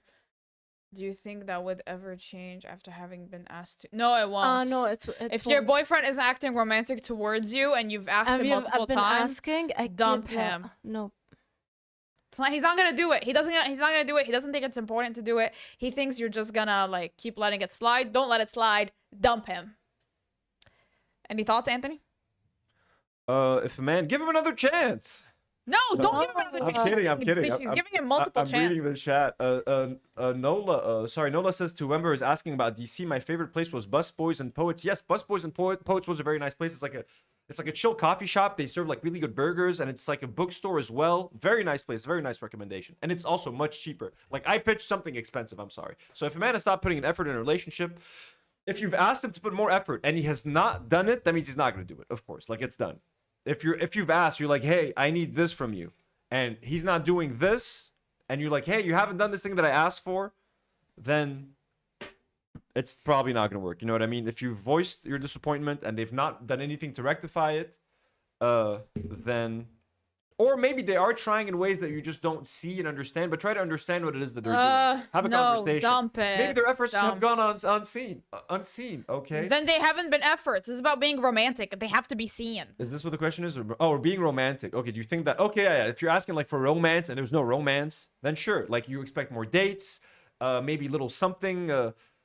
not like an expensive present, but like a little something to show that he's listening or like cares. Like, you mentioned that you like this item or like this thing or like this flower or this cheese, and then you come home one day and you find that cheese in the fridge. Isn't that the most romantic thing you could imagine? A wedge of cheese that you like, you know, or a nice little necklace or something, you know. Also for the partner, make an effort. What the fuck? Anyways, but yes, Will the Greetable says hashtag not all men. Okay, yalla, next. Did we help this person? But yeah, no, the person needs to make an effort. Like, you have to. Dump him. How can I score a date with Nadim? Nadim Anonymous is currently message. in Saudi Arabia. Yes, Nadim is in Dubai currently, and then has like a gig in Saudi Arabia potentially. Hopefully, if he gets that visa, I'm guessing they're waiting for a visa. Working for with filming some Mr. Beast content in Saudi Arabia. Because who'd have thought that Mr. Beast's future and content would have been here in the Middle East? Anna, like, you think he's rich enough not to need MBS money? Like, you know what I mean? Like, why does Mr. Beast need to work with MBS? I get all these like boxers like mismanage their finances and that all have brain damage, who are like, you know what? I need to take this money from MBS, but like, Mr. Beast, like, aren't you making bank? It's weird. But so yeah, I don't know Nadim's dating life. Yeah, I don't know. Does he date? To be honest, do you guys know? I don't think he's dating anyone currently. He dates. I'm sure he dates. Now he's dating. I mean, anyone. you never know. What if he's a solitary guy? I don't think he doesn't give me romance vibes. If I'm being honest with you. I don't know if he's dating anyone now. He really doesn't. Yeah, no, look. I mean, don't be weird. He hasn't. So you can reach out on Instagram or something. Best Nadim is also like a responsible person. If he knows that you're a fan, he might be like, I cannot act irresponsibly with a fan. So What? you might have to hide that you're a fan. Are they minors? Are you guys minors? Don't be minors. If anyone asks me questions as a minor. Jim D. Duker says, hashtag all men were. Yusuf says, all men. We're having a fight if it's all men or not all men. All men are trash, folks. Men are trash. Remember that? That used to be a fucking thing on Twitter, Lebanese Twitter. Every like 3 weeks, someone would say men are trash. And then like, "Yinzaru bad العالم." Like, fuck you, not all men. I am not like that. I have never cheated. Then she said, the only reason, then they'd be like, the only reason you're saying that you're not like that is because you are a piece of shit. And if you actually didn't care, it's like crazy people. Just reach out to Nadim on Instagram. Send me anonymous. Anthony, if you had to choose Demi or Lego. Question is so good. Yeah, and I may have made it seem recently that, I'm very in love with this Rivendell set, which I am. But of course, this Rivendell set I cannot converse with this Rivendell set. This Rivendell set will not be there for me if I'm ever in trouble. You know what I mean? I'm not in love with this Rivendell set. But it is a hard choice. But Demi ekes and it wins by a hair. I'm Nimzah, of course, Willow. And I mean, Lego in general, I'm not that in love with Lego. The Rivendell Lego has my heart. Lego in general, as like a concept or like a brand, I'm new to it. And ask me in a year. Maybe we'll get a different answer. I'm Nimzah, Willow, you guys. I'm Nimzah. Definitely Demi, Willow. What if Anthony was really tiny, so you called him Anthony? Well, that was actually a joke in the Ant-Man movie. That Paul Rudd did with one of the ants. It was called Anthony. And then it got squished and it died. R.I.P. Anthony. My favorite ant in that film. My favorite ant. Stoic Elliot says, smash the castle now to prove your love. She would kill me. She helped me build this thing. If I smash the castle, she's going to smash my head. What if Anthony... Okay, we got that one. Hello, Nour and Karine. I am very glad that this is anonymous. It would be truly dreadful if anyone knew who wrote this. I wonder who that would be. If anyone knew who that is. My question to you both is as follows. What do you wish, as women, your partners would do more of in a relationship? I wonder who sent this question. Dreadfully difficult to figure out. I mean, I'm single. I'm single. Senya, I didn't focus on the question. I was texting. Should I read it again? Hello, Nour and Karine. I am very glad that this is anonymous. It would be truly dreadful if anyone knew who wrote this. My question to you both is as follows. What do you wish, as women, your partners would do more of in a relationship? As I was saying, I'm single, so like I don't have a partner to see what they do, so I can be like, this is what I wish I would do more. So I don't know how to answer this. But what would you, hypothetically want? I guess quality time is nice. What do you think? I do agree. Some quality time. What does she like to do? Do that. Do that more. Yeah. Spend time together. Ugh. So that's it? Wait, someone asked a hilarious question. Will asked, I'm late to the show. Who is Anthony's girlfriend, Nour or Karine? Oh, who said not that? us. Not Will the Great. Will, am I late to the show? None of these people are my girlfriend. My girlfriend We're not his girlfriend. Demi is my girlfriend. Demi, who was on the she's been on a couple of live streams, regular streams, and the Lego building streams. These are my employees, but like we're his employees. They're my employees. It would be messed up on so many. Inappropriate. It would be just unethical. We have HR here. Our HR takes their job very seriously. Yeah. Also, Anthony's not my type. You're not my type either, Karine. I've seen your girlfriend. But بدنا نعرف يعني. Miles. Again, that sounded mean. Everyone's my type. Everyone's beautiful. Everyone's amazing. Okay, everyone has something to offer to someone out there. Stop being so weird tonight. I'm woke. What can I do? I've been slapped by the wokeness train. Wait. All right, we have a sensitive audience, guys. We have a sensitive Someone audience. said Karine is taken by Pedro Pascal. Yes, I am. Hey, you didn't show your teeth. He's on my shirt. Wait, show my shirt. Pretty sure Pedro Pascal is taking someone else. Look, show my shirt. Oh, sorry. Look, it says Mr. Fantastic solves everything, and it's him, Pedro. And is he taken by someone else? He might be in a relationship with a man. Yes. Will says, "Oh, it is progressive of you not to date your employees." I am a progressive man. This is a leftist show here. We are leftists. We are woke. All right. We do not do none of this weird Republican shit. Okay. Will says, "How can we trust your love advice if there's love between you? Suspicious." I mean, there's another kind of love. There's employee, employer. We're not coworkers. We're a family. The first red flag was when your boss tells you this is a family, this is not a workplace. It gets incestuous run out the around door. Here. You get out the door right now. And we have a foosball table. It's chill. We have a foosball table, ping pong, and we're a family. You run out the fucking door. As soon as they start loading up that first ping pong game, you want to play a game? You're like, no. Once they get you with that first ping pong game, there's no going out. Once the guy gets you to play ping pong at the office, at the open space, look, we have an open concept office No walls. Everyone's sharing ideas constantly. You know, we play ping pong. We have an open kitchen with a nice. You're losing the metaphor. What was I getting? Sorry. What were we even talking I about? don't even know. Just don't work anywhere that has ping pong tables. Oh, I agree. Okay. Next. I am 27, restarting life from zero and never dared to talk to a girl. Is it over for me? Stoic Elliot, is that you? Jim sends a $2 donor, says Pedro is a gentleman in his 50s. He's too old for Karine. Karine needs him to be 40. Shut up. No. Pedro, if you're watching this, you're perfect just the way you are. DM me. Karine, I thought you knew. You do know. I knew. I'm the one who told you. The Pedro's gay? I knew I'm Pedro's the gay. one who told you Pedro's gay. No, you told me that you told me that the Frankenstein's Analjo's gay. No, Jacob Elordi. Jacob Elordi's gay, and I really believe it. you told me Jacob Elordi's gay. I didn't know that.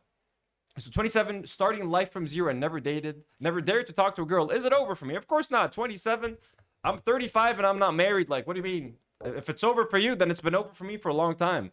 No, they said talk to a girl. I guess it's different.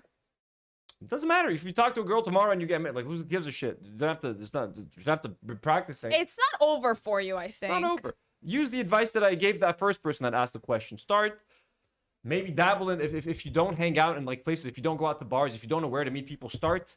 You download a dating app just to get your feet wet. Start swiping and try to get into some kind of conversation with someone. Join communities that you're with people that are like-minded. If you like basketball, find a pickup basketball game every week. Make some friends. Maybe there's some people that you can date there, or hang out with those friends that you made there. Go out to a bar, go out to a restaurant, maybe meet someone. Start putting yourself out there. You know what I'm saying? Don't be shy. Don't be afraid to talk to a girl. Rejection is fine. Rejection is normal. You're going to be fine. You're going to wake up the next morning after being rejected. You're going to have your breakfast. You're going to take your morning shit. And guess what? You're going to be fine. You're going to survive. You might feel a little embarrassed. She's going to forget about you the next day. You're going to forget about her in 3 months. It's fine. So don't worry. It's not over for you. You're 27. You're young. Okay, I'm 35. I started boxing at 32. I'm learning new things. 30's the new 20, 40's the new 30. You remove a decade every time to make yourself feel better in your head. So don't worry. I think 40 is the new 30. Everything's the new height, though. Everyone's getting younger. Not just younger. that, like, I feel like a lot of people in their 30s aren't even married. Like you. So. Thank you for saying that in such a judgmental way. So, like, it's never over. It's not over. It's never over. Hey, I mean, what's he called? The guy who played Aragorn in Lord of the Rings. Joseph Shada's single. Joseph Shada. Joseph is in his 20s, by the way. I know, early He's 20s. spiritually 45. He's been 25 for way too long. Yeah, so Viggo Mortensen, who played Aragorn, got the role when he was like 42. He became famous at 40. Like, you know what I mean? Good things happen later in life. We did lose a lot of our time in COVID. I know life stopped at some we point. did lose like a good 2 years. 3 years. 3 years. Who was your first love? Do you still think about them? Oh, wow. That's a great question. My first love was that guy my friend dated. Ah, that's rough. Yeah, it is rough, isn't it? And I do sometimes still think about him. I'm gonna go. Because I had a crush on him for a very long time. Chris got us petit food yesterday. I'm gonna go get them. Oh, yes, Ooh. please. I had a crush on him for years, dare I say. And when you're 13, years is a lot. So I can't remember. I do still my think first about him. love. I know. I guess that would be my high school boyfriend. Did you love your high school boyfriend? That's well. I know. That's so I nice. think. I Like, can't remember who my do you ever first think love about was. him? No, I never do. I just because did. we I were had to friends as think. well. I had to think to remember. Like a good Armenian boy, Chris came yesterday with delicious treats. He brought us delicious petit food, little, butter biscuits and butter cookies. Atina. تفضل. What else? Anyway, I do still think about him because I was also really good friends with him. So it's kind of both. You were 13? Yeah, but it's like we stayed friends till we graduated high school, so he was in my life for a long time. Yay, thank you, Chris. Nour, did you talk about your first love? I did. I don't know. First love? What do you mean your first love? Ma, Like, the I first time I fell in love, assumed or like, I assumed my high school boyfriend. or like my first like crush when I was younger. I know I wouldn't call that love, but I know maybe the first time I thought Halia. I was in love. Oh, sorry, I know he didn't take. God, these are so good. What the Mhm. fuck? Good ass butts of cookies. Mm. Petit fours, hell yeah. انت red.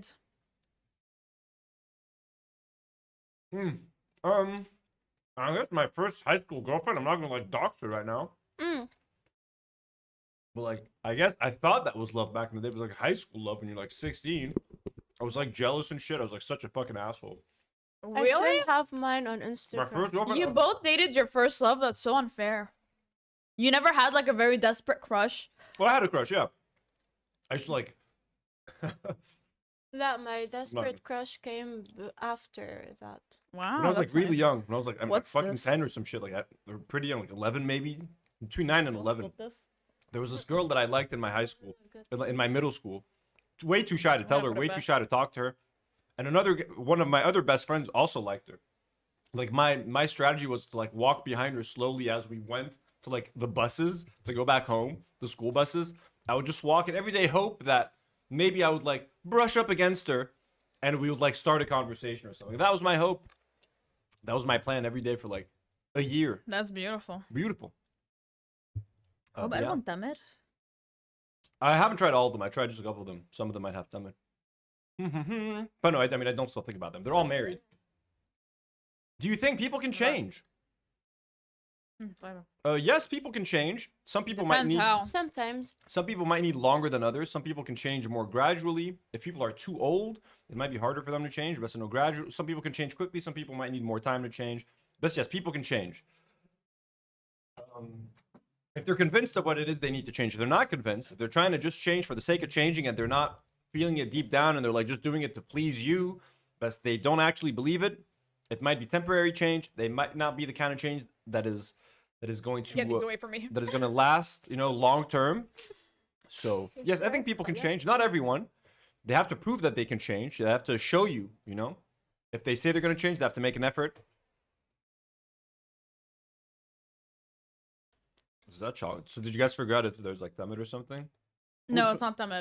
I'm not sure what it is, but it's good. طيب. Well, this one has jam and pistachios on top. These are so fucking good.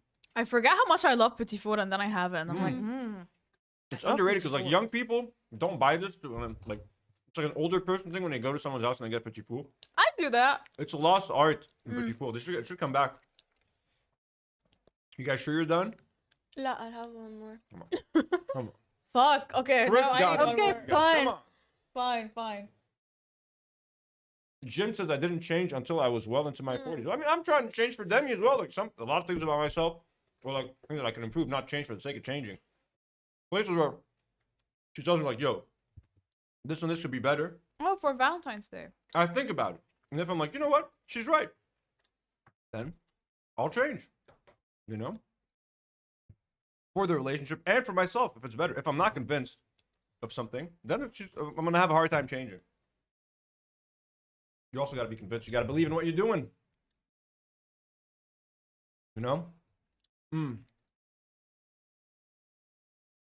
But just like Rocky says in Rocky 4, if I could change and you could change, everybody could change.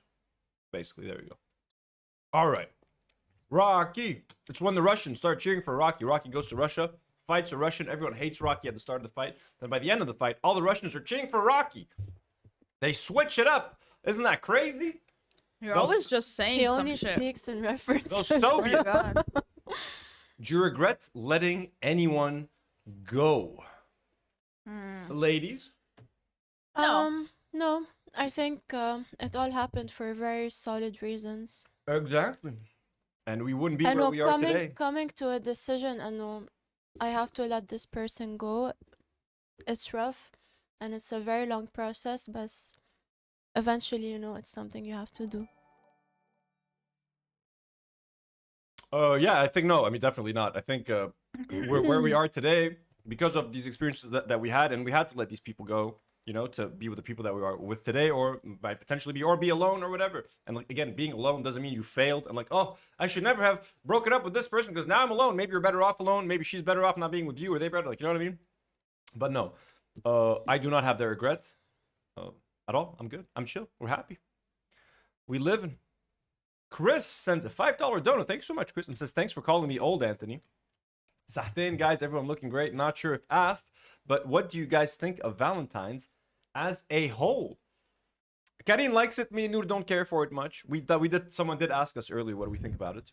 You know, someone was like, it's a scam and it's just to make money and stuff, which for the most part it is. It's a marketing thing. But it's the spirit of Valentine's Day, which is just showing your partner that you love them and that you care about them and setting aside some time to express that love. That is important, and that is a valuable thing to carry from Valentine's Day. So what if you don't want to celebrate Valentine's Day and be cheesy on Valentine's Day, do pick another time to just show your partner that you care and that you're listening and that they're special. To me, to rephrase everything I said, the pressure of it being and having to be a special day makes it unspecial. Yes, yeah, like if you're getting a gift and you know the only reason I'm getting a gift today is because there's a date that says you need to get a gift to your partner. Yeah, but it's also you can say that about Christmas. You know what I mean? Like, does getting a Christmas gift make it any less special? No. I look forward to Christmas gifts. So, you know. But Drax says random gifts are way kinder. They are. That's why you can celebrate Valentine's Day. They're gonna expect a gift. Don't give them a gift. They'll be like, what the fuck? And then give them a gift like 3 days from then, you know what I mean? Keep them guessing. You know? What are your plans for Valentine's? The whole crew. I don't have Valentine plans. Obviously. Oh, Chris sent $2 and says the scam question was mine, lol. So Chris asked us the same question twice. Well, you got answered twice then, Chris. So Shufi plans, guys, doing anything? You're going any? I actually have a date. Ooh. But it's a first date, which is funny. So our first date ever. It was on the 14th. I was like, I'm free on Saturday, and then I realized the Saturday is the 14th. Yeah, that's a lot of pressure for a first date, right there. You know I don't have any expectations. Sorry, honestly. chat. She has a date. We're not in love. He's just some guy from a dating app. Relax. Come in. How romantic. I'm still available. Oh, whoa. Let's hope he doesn't watch this anyway, episode. and I also have a dinner with my friends after the date. So it's not like a hot date. So those are my Valentine's Day plans. It's a cold date. The date, there's nowhere to go after that dinner. Yeah, that date ends there. Dinner is dessert is served. Kenny's like, I got something else to do. Do I look like I fuck on the first date? Peacing out. You know, I'm not talking about that shit. HR, remember we have very strict HR rules on this podcast. What are your plans for Nour? Nothing. What are you doing? You're going to that speed dating event Karine was talking about? No need to go.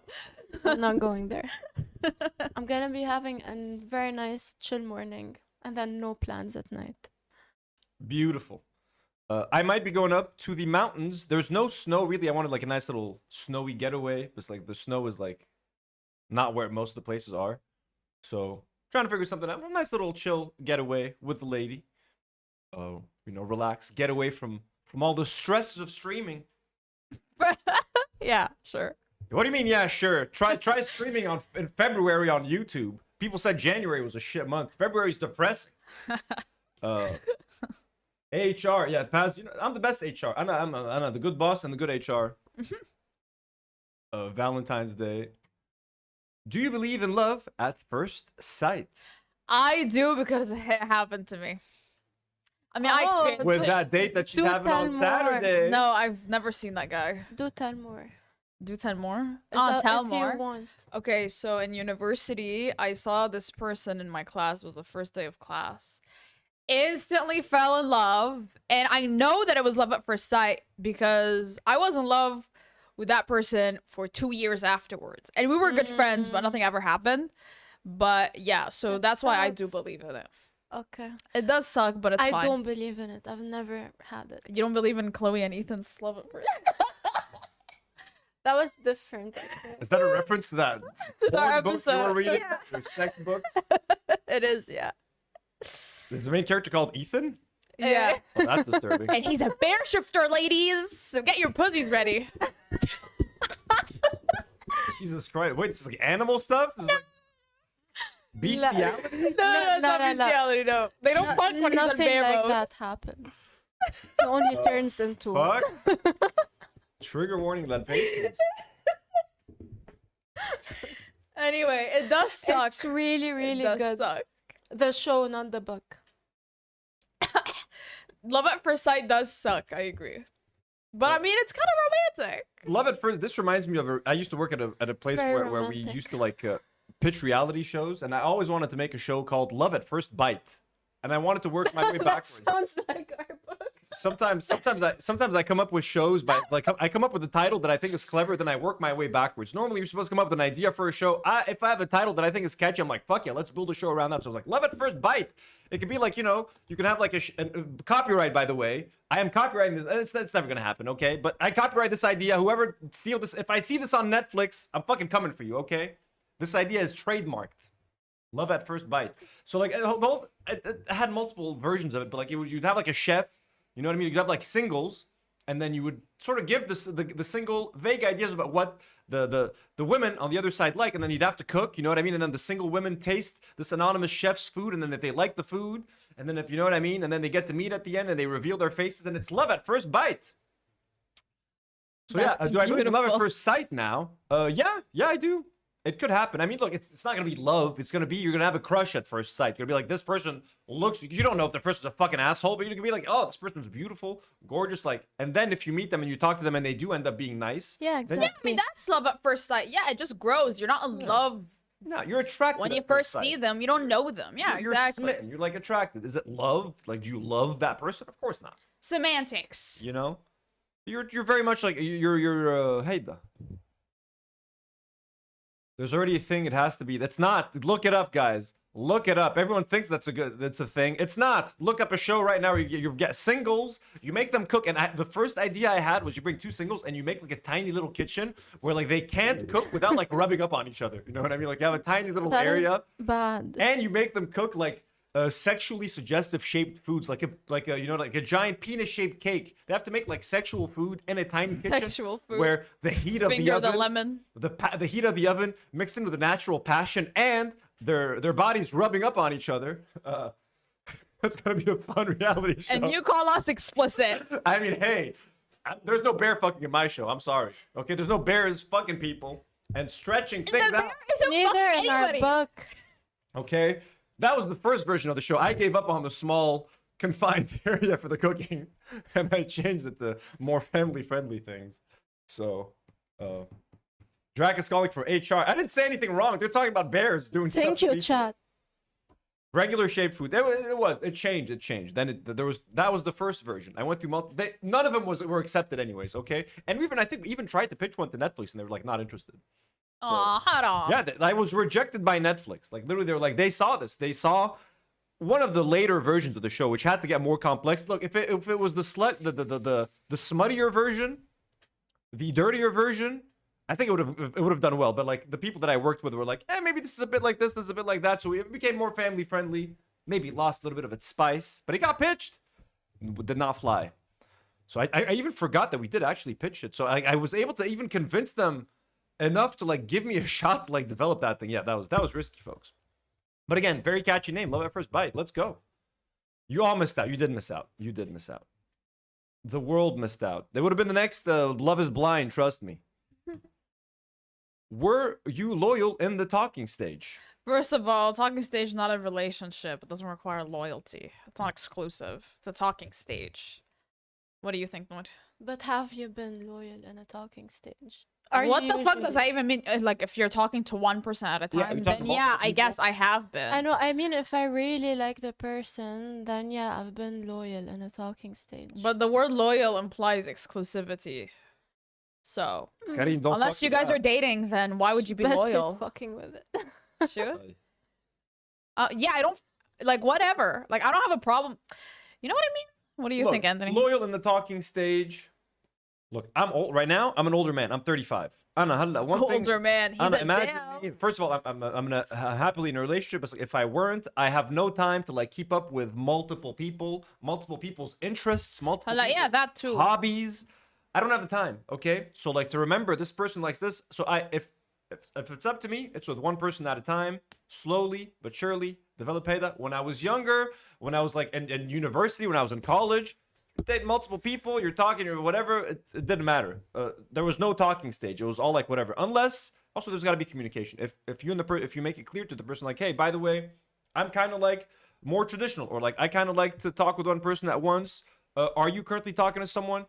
Try sort of like see where the other person's at. You know what I mean? You don't want to be, if you're out here just talking to that one person and they're out there talking to like 10 people, that could also be weird for you. So if it's something that you want to talk about, ask the person like, hey, would you mind like being exclusive in this talking? And if they find that like that's a bit weird for you to ask, then I know that would be taking it a bit beyond the talking stage. Yeah, then you'd be more like dating then. yeah, And gotta you at should least go out out on a date You anyway. gotta go out on like a date before you ask questions like that. Like, don't be asking like, are you texting someone else? If you're talking to someone like a dating app, you gotta assume that they're talking to multiple people. Yeah. If you've matched with more than one person, you have to assume they've Yeah. matched with more than one person. More than one person is reaching out to them, they might be answering them. So don't be creepy at first. Like, don't be creepy, but like it's an unnecessary question. Go out on one date at least, see how it's going, and then you can bring up the subject like hey, I like you. You know what I mean? I would rather this be. I don't want to date someone else while I'm with you. Do you feel the same way? If they're like, no, I want to date more than one person, then you can gauge your next move accordingly.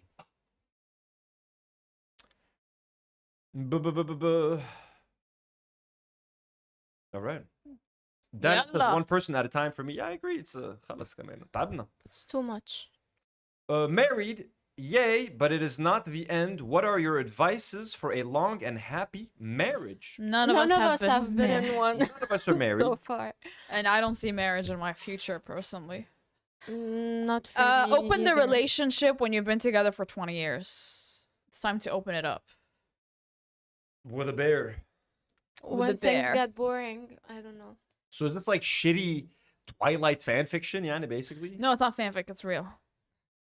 What do you mean it's real? Like it's original fiction, it's not fan fiction. But like, what was fan fiction? There was a series 50 Shades of Grey is fanfiction of Twilight. Okay, yes, this is not No, Twilight? it's not fanfic. Is this No. pre-Twilight? No, it's No. post Twilight. If it's post-Twilight and there's a bear that's is there another kind of animal and a transforming human? Yeah, What is the other type of animal? it's not a vampire No situation. I'm not spoilers. spoiling it. What is it? But no, it's vampire versus bear. Is the bear? No. La. Is it an animal that Our is? son Jacob is a wolf. He's not a bear. I know. From Twilight. It's bear versus like vampire. Yani that. No, it's not is this- vampire. I know the Is this head bear is versus who? similar. But is there another animal that is antagonistic to the bear? Yeah. I almost fell out of my chair. So they're antagonistic to the bear. So it is Twilight. No, the other guy is a dragon. He's a dragon shifter. Dragons and bears versus wolves and vampires. And you're telling me this was not inspired by Twilight? There's no wolves or vampires. Look, they had to sub them out, or else if it's wolves and vampires, it's gonna be a carbon copy. It's the same shit.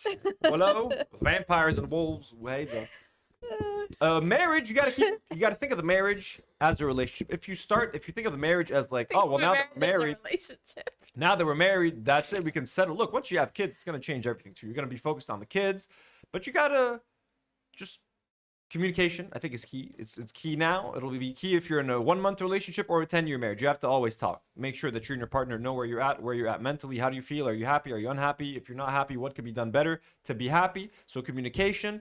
Always set some time aside for yourselves. Life is gonna get busy with work, with raising kids, with maintaining a household, but you always have to.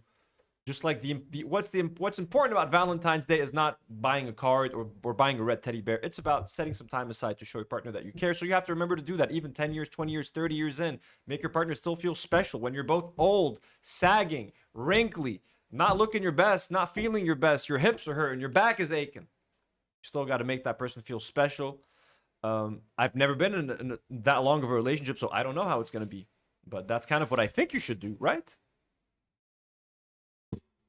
Has asked, should we open our relationships, our marriages only to shapeshifters? I mean, I think so. Shapeshifters. I think so. What are they called in Harry Potter? The ones that turn into animals? I can't remember. Married. Ever flirted with someone while in a relationship? Oh, no, that's pretty fucked up to do. No. No. That's pretty messed up to do. Ain't nobody here going to condone no flirting, no cheating, No, do anything never. like that when you're in a relationship. So no. if someone has a crush on you, should they tell you? I'd like them to tell me. I'd rather not know, honestly, at this point. You know, it's just gonna add, like, Yeah, it's I know gonna be an you're- awkward. Like, I'm in a relationship. It's gonna make it an awkward conversation for me. I To be mean, like, if they're in a relationship, don't tell them. yeah, don't. Yeah, don't. If they're single, and you think there's a shot, tell them. If you're just gonna tell them to tell them, you know, maybe not everyone needs to know everything as well. You know what I mean? Like, you can keep things to yourself. You could.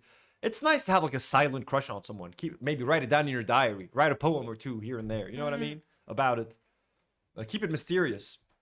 But if you want them to know it, and if it makes you feel better, if you feel like you're carrying this like heavy weight, and like you want to get it off your chest, then yeah, tell them. As long as it's not going to cause them any harm, as long as they don't have a respect their partner. If they have a partner, don't tell them anything like that. Of course not. You know what I mean? It's disrespectful to both of them. But yeah, if you're single, they're single, and you think there's a shot, yeah, you can tell them. Why not? Animagus, yes. I done Redstone. Thank you for the answer. Do you have your partner's location all the time? How often do you check it? I'm sorry, that's Loki psychotic. That's crazy. Yeah, that's crazy. I would is never do really that. Crazy. All the time. How often do you check it? I don't have You it. shouldn't Yeah, have that. I mean, I can assume where she's at, because she's generally at one of a few places, whether work or home or something. But like, it's not like, where are you right now? Are you still there? It's like, no. And when we talk during the day, you naturally find out, like, hey, how's it going? What are you up to? Once she tells you what she's up to, you can kind of put one and one together. Oh, she's at work. Oh, she's home. But you're not asking to know where they're at. You're just asking to see if they're doing okay, if you can help, if they need any support. But I never go like, where are you now? And like, I need to I don't know where Demi's at, so I need to send a message to make sure that she's either at home or at the shop or at this or that. No, that's kind of weird. You know what I mean? Might as well just turn on, like, put a tracker on their car or something. You know? That's not that I'm recommending people to do that, but like, you know. You can get those Apple, what are they called? The little, the circular Apple thing. AirTags. AirTag. You could stick it in their purse without them knowing. Casual stuff like that. Is anyone on speaking terms with their ex, and you cut them off if you get a partner later on in life? I'm gonna be honest with you guys. I've never been in a serious relationship, so I can't answer this question. Anna, like, I still text sometimes with my ex, but in a very friendly and civilized manner. Well, I would be cutting them off if I'm talking to someone in the future.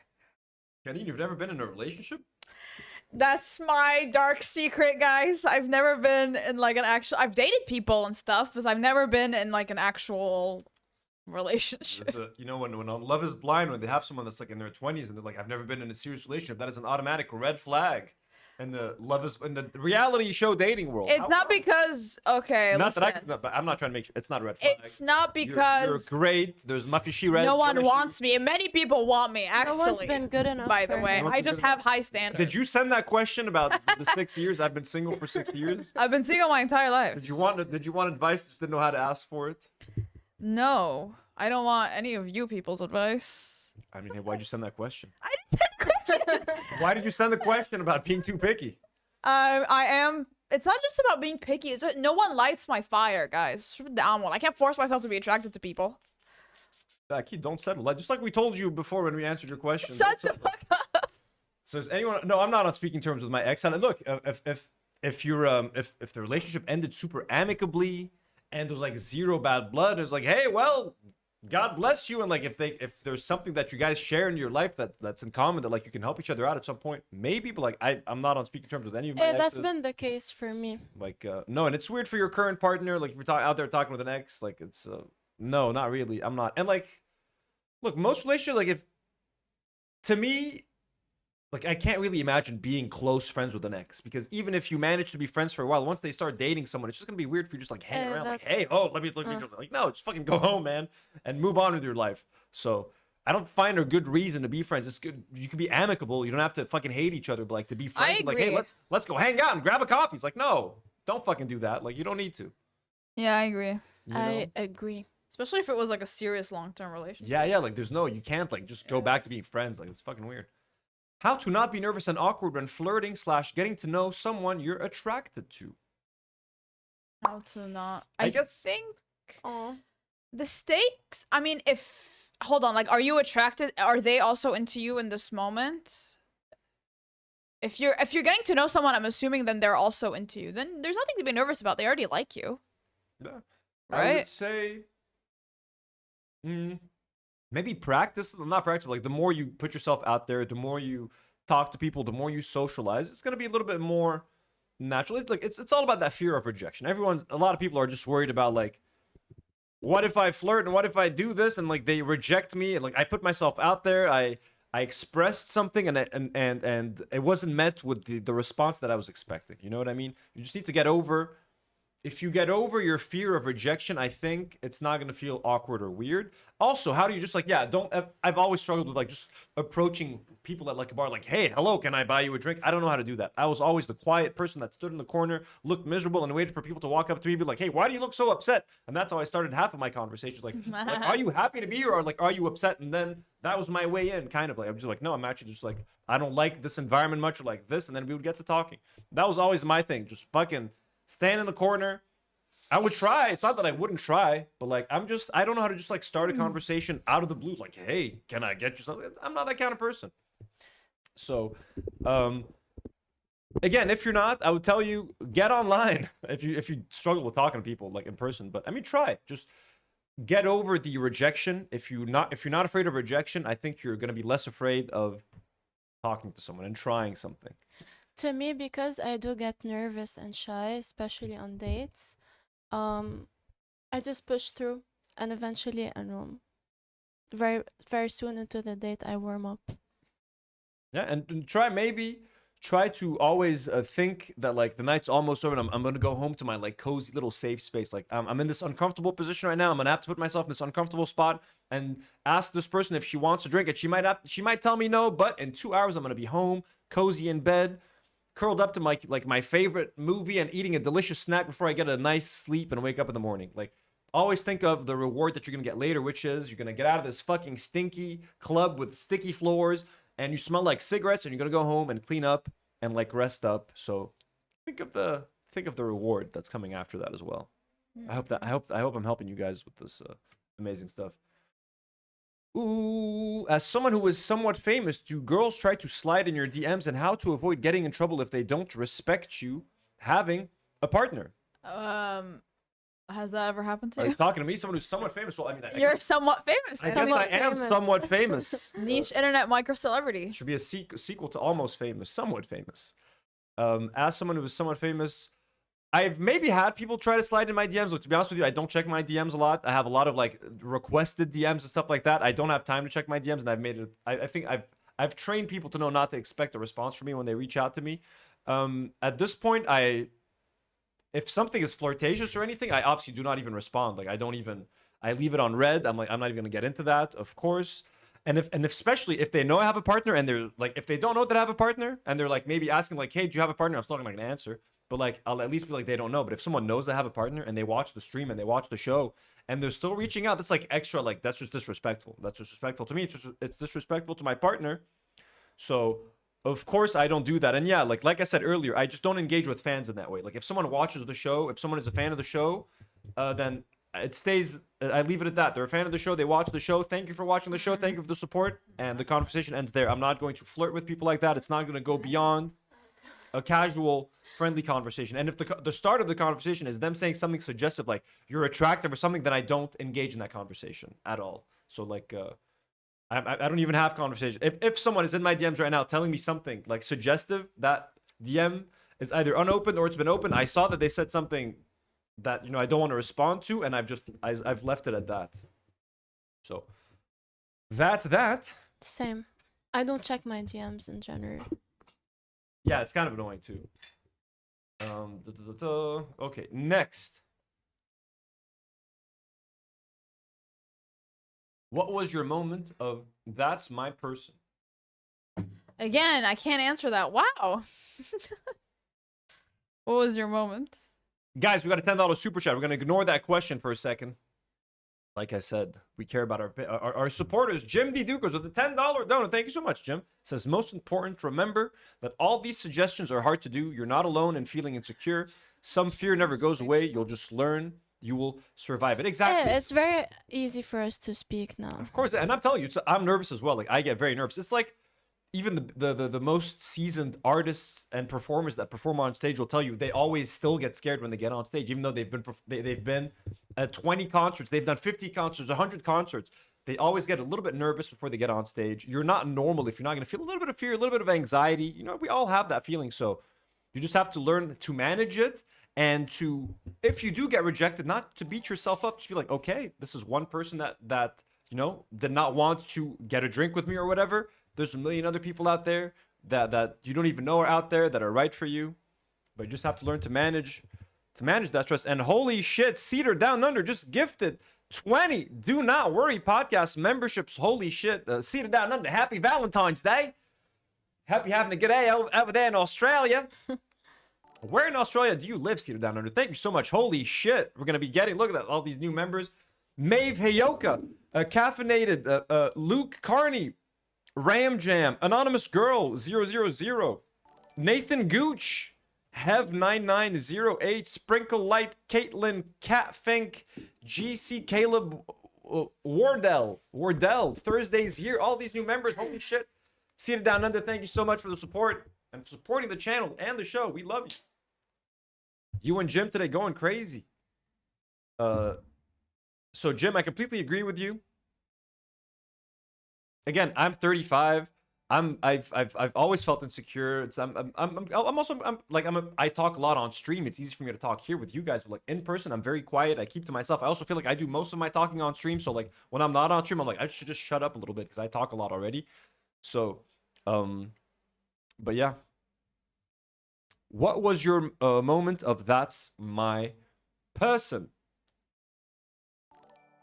See, I'm in Sydney. Oh shit, Sydney. That's fucking awesome.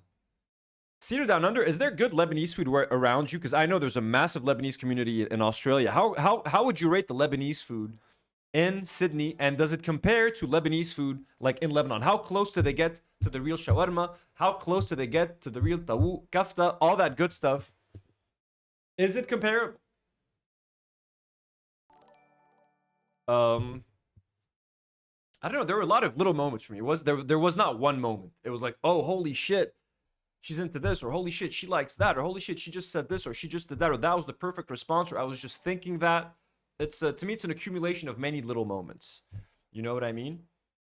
But to me, it's just in my personal case, it's just like seeing her passion. Now she talks about the things that she loves doing. I love being with a person that is passionate about what they do and that does what they love and that puts their all into what they do. I think that's really beautiful and nice. So that's kind of what it is. That what does it for me.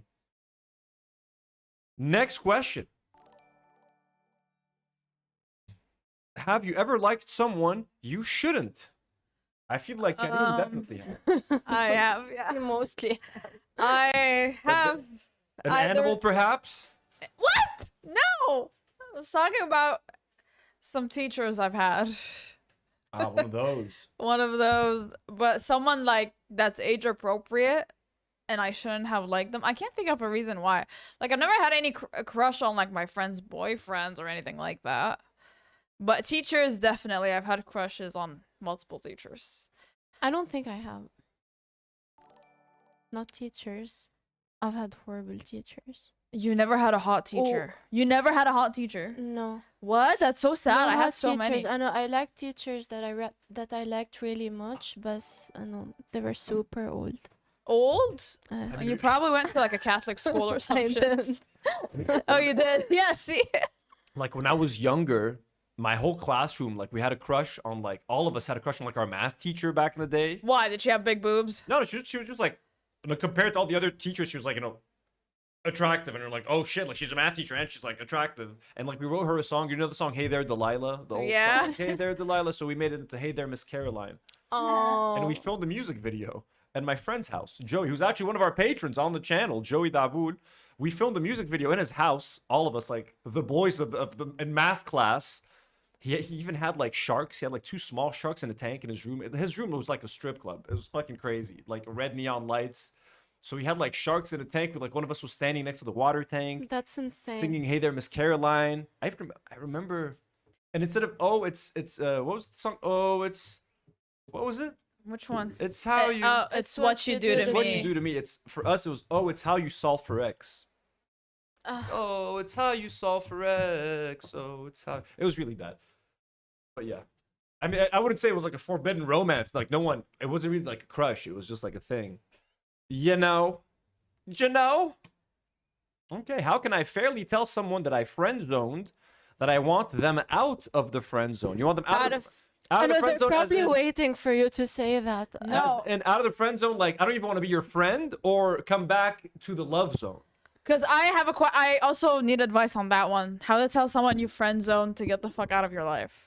Let me know. أنا فهمت إنه they want them back romantically. I mean, they probably still want you. Don't go for it. Just go for it. Yeah, but if Or you you want them... them out of your life, Yeah, what do I do, guys? Help. phase So, them out. so if it's someone that you friend zone and you want to tell them like, hey, no, it's back on. You have an opportunity. Only you have to show, not tell in that case, or just tell them, be like, yo, you're out of the friend zone. It's fuck time. I mean, I don't know. I'm sorry about the term. Like, It's fuck I'm trying time. to. It's fuck time. It's bang time, baby. Let's go. It's boning time. Let's bone. Oh, yeah, these- You know, you could say fuck time. That could be funny. It's fuck time. That's what I would be doing. How can I fairly tell someone that I friend zone that I want them out of the friend zone? So if you want them to not be your friend because they're so annoying, you're like, you can't be my lover, maybe you could be my friend. You can't even be my friend. Get out. You tell them, listen, make something up. Like I have a condition. You know what I mean? Like I can't be out past 6 o'clock. I get a rash. I can't see you anymore. It's gonna be complicated. You can do something like that, or just tell them like you're a horrible. I had to break up with a friend when I was younger. Someone that I was friends with for many years, and our parents were friends. And I was like, I just do not want to be friends with this person. So I had to like break up with them on the school bus. It was very fucking awkward. The school bus. You couldn't have done it at a time when you could run away. Well, no, because we were on the same bus. So, like we were still on the same riding on the same bus every day back home. We're like he would just like wonder like why can't we be friends? And I'm like, why can't we be friends? So, but if you want them to know that you like them, either you show them by like invite them over, do something that you normally do as friends, but this time hit them with all the signs to like, you know what I mean? Like, let's watch it, or like wear something suggestive, like put a hand on a leg, do something. And if he's still too afraid, like, but she friend zoned me, I can't do anything. Just be like, listen, bro, you're out of the friend zone. Grab the hand, put it on the thigh. It's fuck time, baby. Let's go. All right, next. Let's go to Pound Town. Pound Town. Okay. It's fuck time. Let's go. Or pick a movie, pick a suggestive movie. Be like, hey, do you want to watch this? Like, really? Do you want to watch Wuthering Heights? Take them to watch Wuthering Heights with Jacob Elordi and Barbie. You'll be good. He giggled and it was super hot. I think I'm in trouble. Please send help. I can't be falling in love just because he giggled. Ladies, what are giggles a weakness? What's up with giggling? How can someone resist giggling? A man shouldn't be giggling. That's true. Oh no, I'm kidding. not particularly attracted to. Yeah, I don't care for giggles either. I mean, I guess you find him cute then. I mean, that's a starting point. I wouldn't say it's that in particular. So Paz is asking, is this podcast R-rated? Tonight's episode, I believe, is, yes. What all the it's episodes I'm usually on. are. All the episodes I'm on are for sure. Yeah. The Anthony, I don't know what he does on his alone time. Fuck. We don't want him. I've been building Lego for the past 30 hours, past Yeah. 10 days. I don't even know what I'm doing anymore. What else? Wait, what was the question? Put it back. He giggled. So I say like just if you guys are like getting to know each other, get to know him. I mean, it's fine to be really attracted to someone by the way they giggle. Like I feel like that's a very girl fine. thing to Wait, do. I'm checking for Cedar's answer on Lebanese food. Did we get it? So I would be. To me, it wouldn't be a giggle. Like, what would be something that would get you attracted to someone? Like something unusual. Okay, wait. So quickly, Cedar Down Under says, "Hell yeah! If you go to the southwestern Sydney area, it's like little Lebanon, but some things you need to." Oh, that's a really bad Australian accent. One sec. Crikey! Can you answer my question? It started talking. Crikey! Dingo at your baby. Hell yeah! If you go to the southwestern Sydney area, it's like little Lebanon, but some things you need to have from Lebanon and can't compare to anything here, like olive oil and manouche. Ooh, yeah, Lebanese olive oil is the shit. You guys get, come on, good manouche. You see the good agine. You guys can get good manouche, I'm sure. I refuse to believe that. If you have the raw materials, you can have it. Yeah, you can make the best manouche. She can make it at home. Make bread the Heida. Make it the outdoor boys way. Make bread. Just look up how outdoor boys make their bread. Make bread the same way. Mix it in with some za'atar. You have yourself delicious manouche.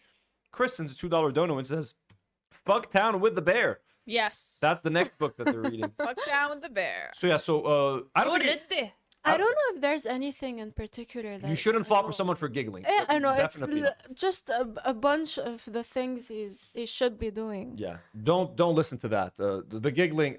He's got to be a nice person and smart, and career oriented. Is Karine single? Yes. She's been for She's been reminding all us her for life. weeks. She has to remind us. I'm single. Evidently, I'm single. I Where cannot is find Pedro anyone like Pascal? I've never said that. Pedro Pascal. I can't find anyone like Pedro Pascal. Become straight for me. It's over with Pedro Pascal. He's not doing anything. Leave her alone. Pedro Khalas. It's never over. You know what I mean? So Karine, we're sorry. F26. I'm about to be 27. I've never been in a relationship. Is that Stoic Elliot again? And I've never been kissed. I kind of feel like a loser, but I'm also 27. It's the third 27-year-old, by the way, who said that like they're in some kind of 27's a bad age. I'm about to be 27. I've never been in a relationship, never been kissed. Just like Drew Barrymore. I kind of feel like a loser, but I'm also thriving and living my best life right now. But I do want to know what it feels like to be loved romantically. The dating scene is hard in real life and apps are gross. What do I do? Okay, look, you've never been kissed. That is kind of a loser thing. I'm kidding, of course. Well, look, yeah, never been kissed. That's okay. Kissing is overrated. 27. Never been in a relationship. Never been kissed. Kind of feel like a loser, but I'm thriving. So, your question has an inconsistency. You're telling me I feel like a loser, but I'm also thriving and living my best life. These things do not add up. You're either living your best life and you're thriving and you're doing great, but how can you feel like a loser? Why are you whipping yourself? But she's only wondering like what it would feel like to be loved. No, but Which is totally fair. But I want to and say she can be thriving. What I want to say. I is also wonder that. if you feel like you're thriving and living your best life, please don't feel like you're a loser because you don't have what And you're society not a tells loser. you. I you didn't need to say I have. was. Yeah, you're not a loser. You know, Stop asking these questions. having a partner or not having a partner does not make you like a loser or not a loser or I'm alone. So you could be alone and you could be in a relationship and be miserable. You could be alone and be the happiest person on earth. Makhas, it has nothing to do with that, okay? But I do want to know what it feels like to be loved romantically. Look, what it feels like to be loved romantically is basically to me, it's having someone that's like there. You know that you have someone that you can depend on at any time. If you're feeling sad and you know that I don't have to be sad alone, I can talk to someone and maybe they can get me out of that funk. It's knowing that, and to me, that's the biggest thing, kind of. It's just knowing that there's someone there for you, and to kind of when I look at it, like it's like a relief to me, in a way as well. Like it's like a relief to know that there's like that's someone out there, and like I don't know. You don't have to face the difficulties of life Also, on your own. Like life is long and challenging, and like yeah, it's cool to be single for a while, and it's cool to be single forever. But like also when I think of myself as like a 55 or 60-year-old, going to like if I'm gonna be single when I'm older, I want to be like a hobbit. I want to live like Bilbo Baggins. I don't want to go to like fucking clubs. Like I want to be deliberately single and like maybe even like celibate. I don't like the idea of me being old and like still partying or like trying to get with like people. It's like I just find that weird. I want to act my age when I'm old, and if I'm alone, I'll be alone. But I would rather not face, I feel like old age alone if I can avoid it. I at least want to have kids so that they take care of me when I'm a cripple. Does that make sense? When I'm just old and have dementia, who's gonna wipe my ass? That's why we need kids. that's what kids are for. That's what kids are for. Wiping your ass when you Notoriously. can't do it yourself. Yeah. You know. But dating scene is hard in real life. I know, and apps are gross. They are gross. What do? I think I'm starting to like this recommendation that I'm giving, and I'm gonna say it again. Whatever hobbies you have, whatever things that you like, try to find a community of like-minded individuals. Like, for example, you love the Friends sitcom. Go to a Friends trivia night, even if it's alone. Go to a Friends trivia night at your local bar. Participate, make some friends, start there. Don't make the goal meeting your boyfriend or your girlfriend right away or your partner. It doesn't matter. Go out, start by making friends. You make friends, you lead a more social life. You lead a more social life. That means you go out more, you go out to more restaurants, you go out to more bars. You go out to more social outings. It could be social outings that you like. And then once you're out and you're living your life, your chances of meeting someone are going to increase exponentially, especially if you're hanging out with like-minded individuals. Chances are you're going to meet someone that has similar interests as you. But start by just, like, look, when I lived in New York, I moved there and I didn't know anyone in New York. I literally once, there was like a friend meetup where literally strangers who just moved to New York who didn't know anyone would like link up on like this website. And I went to a bar and I met like 7 people at a bar that I had never met before. They were all foreigners. 2 of them were Italian. One of them was called Luigi Pepe, the most Italian name in the world. His first name was Luigi. His last name was Pepe. And I hung out. And Luigi Pepe was a very nice guy. I met a very nice Canadian guy called Andrew. We still like talk to this day. Literally, I went online and a bunch of strangers that didn't know anyone met up and we had dinner together. So if that was relatively fun and I ended up making some friends, what if you if you're a fan of the Lord of the Rings and there's like a Lord of the Rings meetup in your town? Fucking go there. Hang out with them, you know? I think that could be good. So you're saying we won't see you in the club talking to Filipinas, Anthony? No, I'm not gonna be. I'm not gonna be doing that. No. If I'm an old single man, I'm gonna be an old single man and be old and alone in my home, living like a hobbit. Also, let's not make a big deal about being 27 and you're still young. And if you're living your best life and thriving, you'll be meeting them very soon. Yeah. 27, you're not that old, guys. You're slightly old. I'm kidding. Stoic Elliott says, I bond with others over our shared hatred of Israel. It's so wholesome. It is. Oh, we made a lot of friends over the last 2 years hating on Israel. Yeah. That was great, especially online. We have a lot of YouTube friends now because of our shared hatred of Israel. We have all of you guys because of our shared hatred of Israel. And, a once celebrated podcast that we used to watch. A bisexual woman in a straight relationship. Is it cheating if you kiss a girlfriend on a night out? Yeah. I mean, if your boyfriend kissed one of his friends, wouldn't you also be offended? I feel like, I guess it depends what you and your partner consider cheating, but I feel like kissing, like if he does it, would you have a disrespectful? Yeah, if you're bisexual, that means you're attracted to men and women the same way. We're not going to distinguish. If you're bisexual in the sense that I want to try girls, then go ahead. I want to try bears, but that's We me. keep coming yeah, back no, to you that. can't. No, it's cheating. Yes, it is cheating. Now, if it's you say kiss a girlfriend, like it's a friend that you've known since like fucking college and you do it all the time. Like I don't know what the dynamic is, but like yes, I would be uncomfortable if I was dating someone that was bisexual and then I see her laying a kiss on someone else, man or woman. That's cheating. Yep. And it's sexist to be upset at her kissing a man and not be upset at her kissing a woman. No, What's the difference? I thought that the person asking this is the woman who wants to cheat. Right? No, so the woman who's asking, the person who's asking is a it's bisexual the bisexual, woman. yeah. Yeah. So Yeah. So yeah, I agree. Yeah, it's cheating. Yes. I was just giving. Cheating is bad. You heard it here first, folks. Cheating is bad. Cheating guys. is it's bad. all cheating. Unless your boyfriend's like, it's so sexy when you kiss other girls. Yeah, 2 girls kissing, man. 2 girls. Yeah, you want to have a threesome? Yeah. Let's go back to my place. Hey, me and my girlfriend saw you across the bar and we really dig your vibe. Yeah, that's another kind of question. If it's like that, then go ahead, kiss your friends. Tayyib. What else we got? Don't forget, if you guys are watching live, click that like button. How do I silence the voices in my head that I'm unlovable and worthless? Drugs are not an option. You need to see the worth in yourself first, and then it's like actively having to remind yourself. And then, I mean, if you have friends that love you, then you're not unlovable, because that would be oxymoronic. What do you guys think? What do you think, Nour? I mean, look, maybe you are unlovable and worthless, which, you know, What's wrong with that? Tough Aren't shit. we all? you know, yeah. Look, we all have. I struggle with a lot of self-doubt, a lot of imposter syndrome. I often think like I usually have an assumption that when I meet someone for the first time, I always assume that they hate me. That's a weird thing. I always assume that someone hates me the first time, and then I always feel like I'm gonna be like when I first joined my boxing gym, I felt like they were gonna hate me because I'm gonna come in there speaking like a little bit of English, and they're gonna think that, and I've never boxed before, and they're all gonna like judge me and whatever. Everyone was super Aww, everyone was super nice. Everyone was so lovable. You know what I mean? Because I always assume I'm gonna be hated, and then I quickly find out that these people don't actually hate me.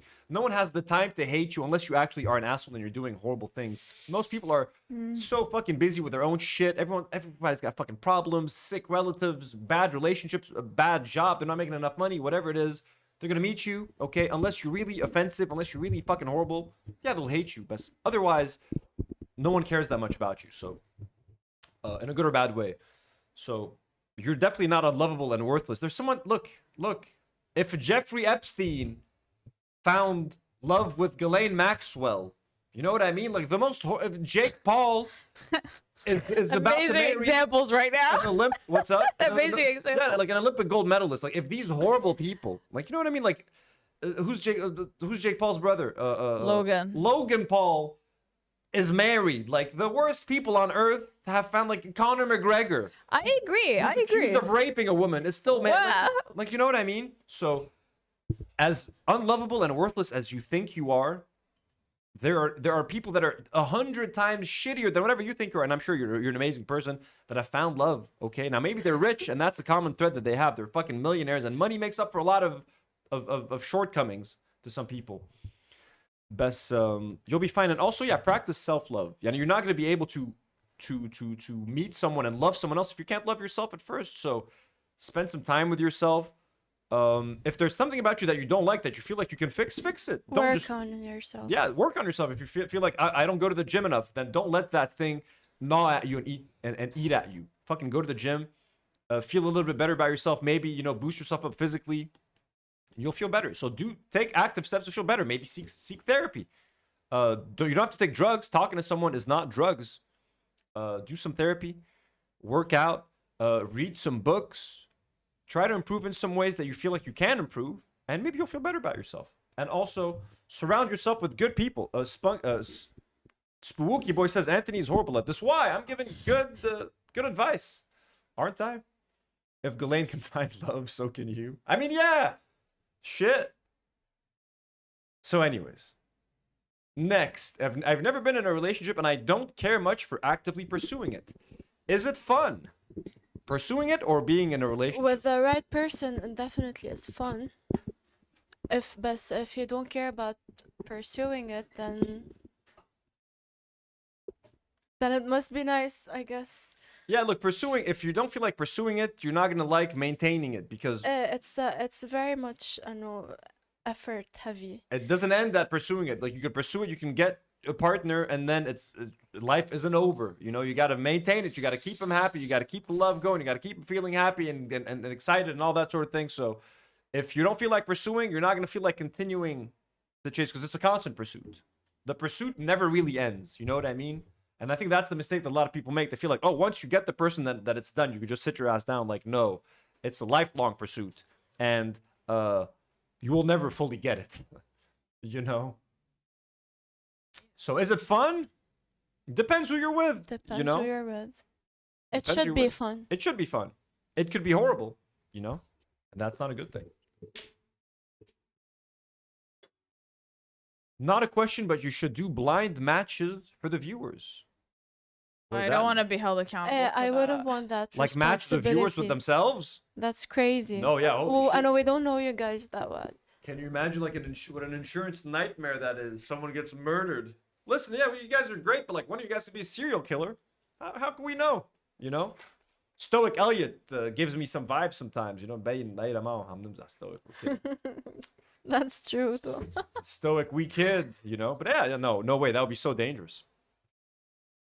Dangerous. Even when H3 used to do The Bachelor and like would try to hook up like their crew members with fans, that's so like unethical. That's fucking crazy, man. Thoughts about keeping everything private versus sharing everything? Are you talking about like in a relationship with your partner? You should share as much as you can. You should share everything. If you're in a relationship, if you're talking about like just in general in life, it's better to keep things private, Troy. Share as much as you can with your partner. Share as little as you can about your relationship to the world. Because I don't know what the question is. Coffee lover comes in with another 5. He's been buying me a lot of coffee recently. He says, due to the beard, get some coffee on me, ya rascal. Well, thank you, coffee lover. I've been getting hot chocolate with that money. I hope that's okay. Hot chocolate's fine. It's better than coffee. I could go for some hot chocolate now. So no, in a relationship, communication is key. If there's no communication, then it's gonna be a disaster.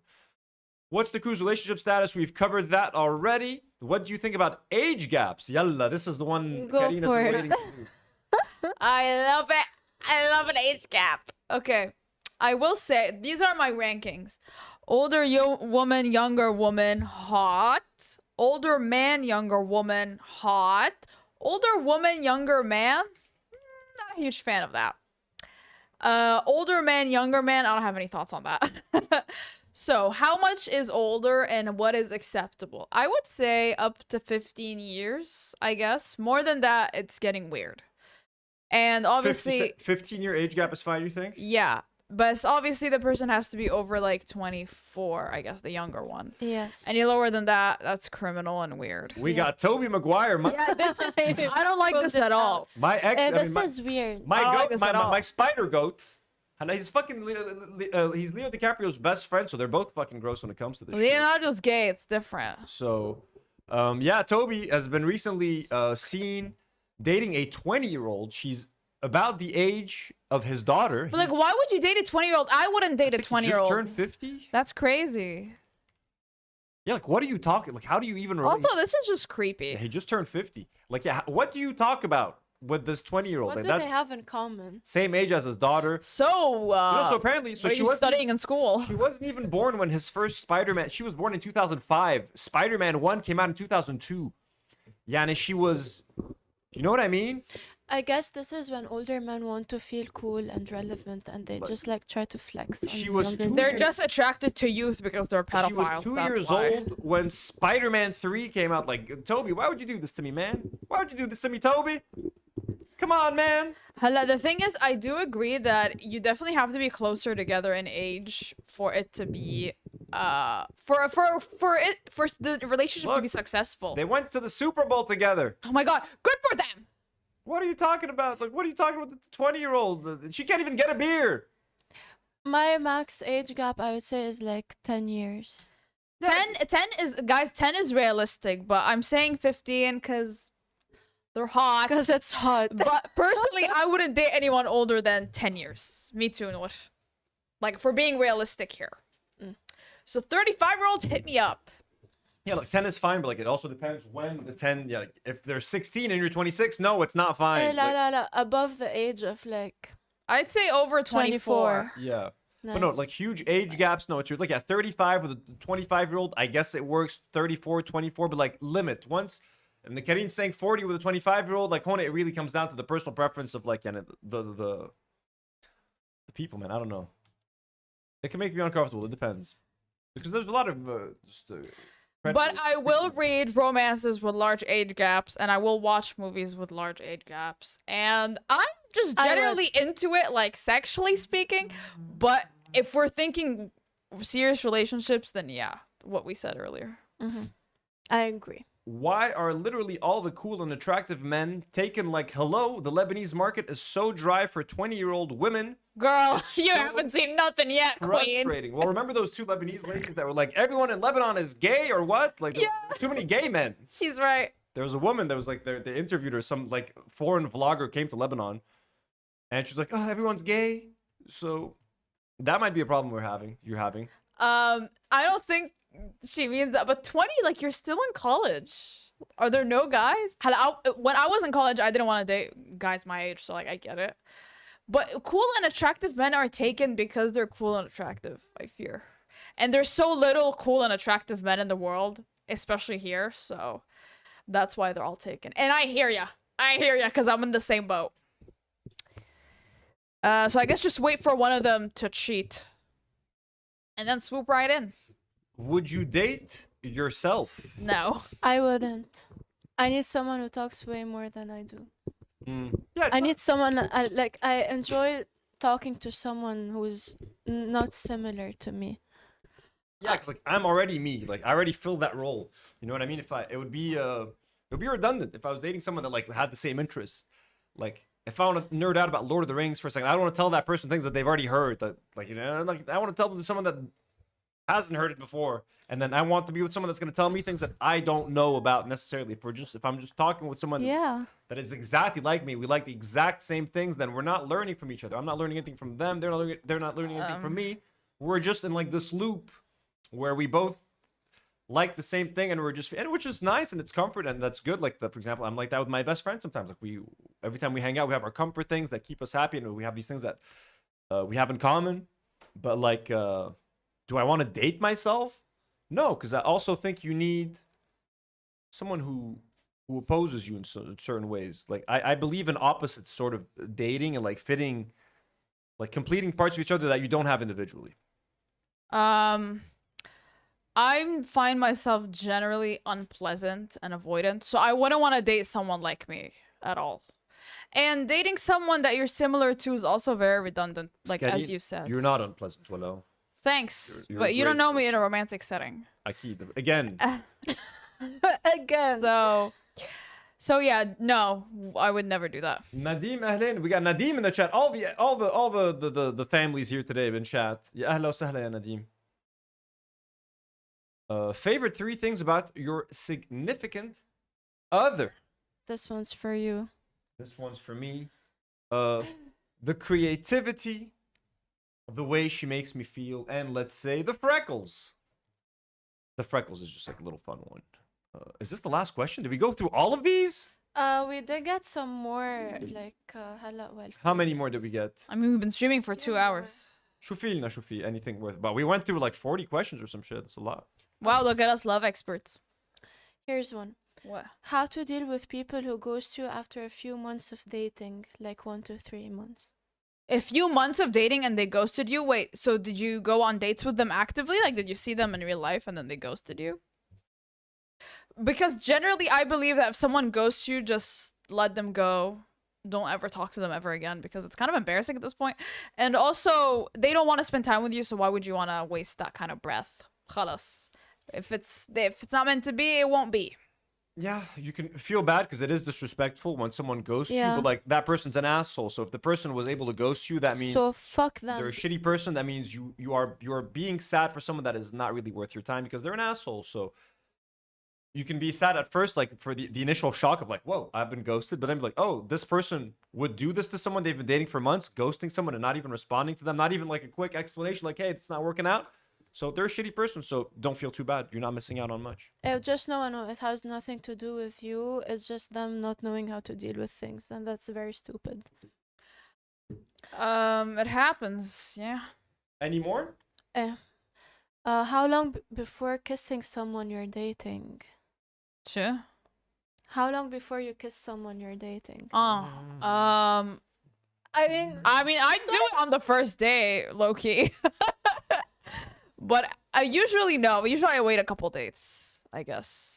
I've had all experiences. I've had experiences when it happened on the first date. Sometimes I wait a little bit if it doesn't feel right. You gotta go. The vibes, how it feels with the person. Just the vibes, depending on the vibes. Depends on the person, you know what I mean? If you Yeah. feel like, hey, I don't want to rush this, then don't rush it. If you feel like, hey, I'm getting some good vibes, I feel like I want to kiss her, I feel like she wants to kiss me, it feels good, then hey, you can kiss. It's not a lot of rules. Let's make sure there's consent to make sure everything is, hey, consensual. Wonderful, HR. Great. What's the difference between relationship and situationship? Does someone need to ask the other to make it official? What difference between situationship and what? And relationship. Yeah, it needs to be Definitely official. someone has to ask. Yeah, the yeah, other. yeah. A situationship is a very precarious time. But yeah, generally you should have a conversation like, are we like exclusive? Then that's a relationship. Yes. You need to have those conversations. You need to have the, are we exclusive conversations, all that sort of stuff. Of course. Wait, let's read the next question. What's the next question? Karine, what's your number? Sincerely, Pedro Pascal. Pedro, hit me up on my Instagram, carrie.neb. That's KARI.neb. Hit me up on my Instagram. Pedro, how'd you get our link? Oh my God, Pedro, I'm a huge fan. Fantastic Four wasn't that bad, Pedro. You were pretty good in Fantastic It was Four. really good. He looked really hot at it. Pedro, you looked really hot You at did it. look pretty hot when you were fighting Galactus. That was beautiful, Pedro. When you were like in that tank top. Mm-mm. So I wonder how big that stretches. You know what I'm saying, Mr. Fantastic? and I do wonder because I think he can make it bigger, right? Definitely. He must. That's how it works. Anyway, That's how Stan Lee envisioned it back in the 60s. shut up.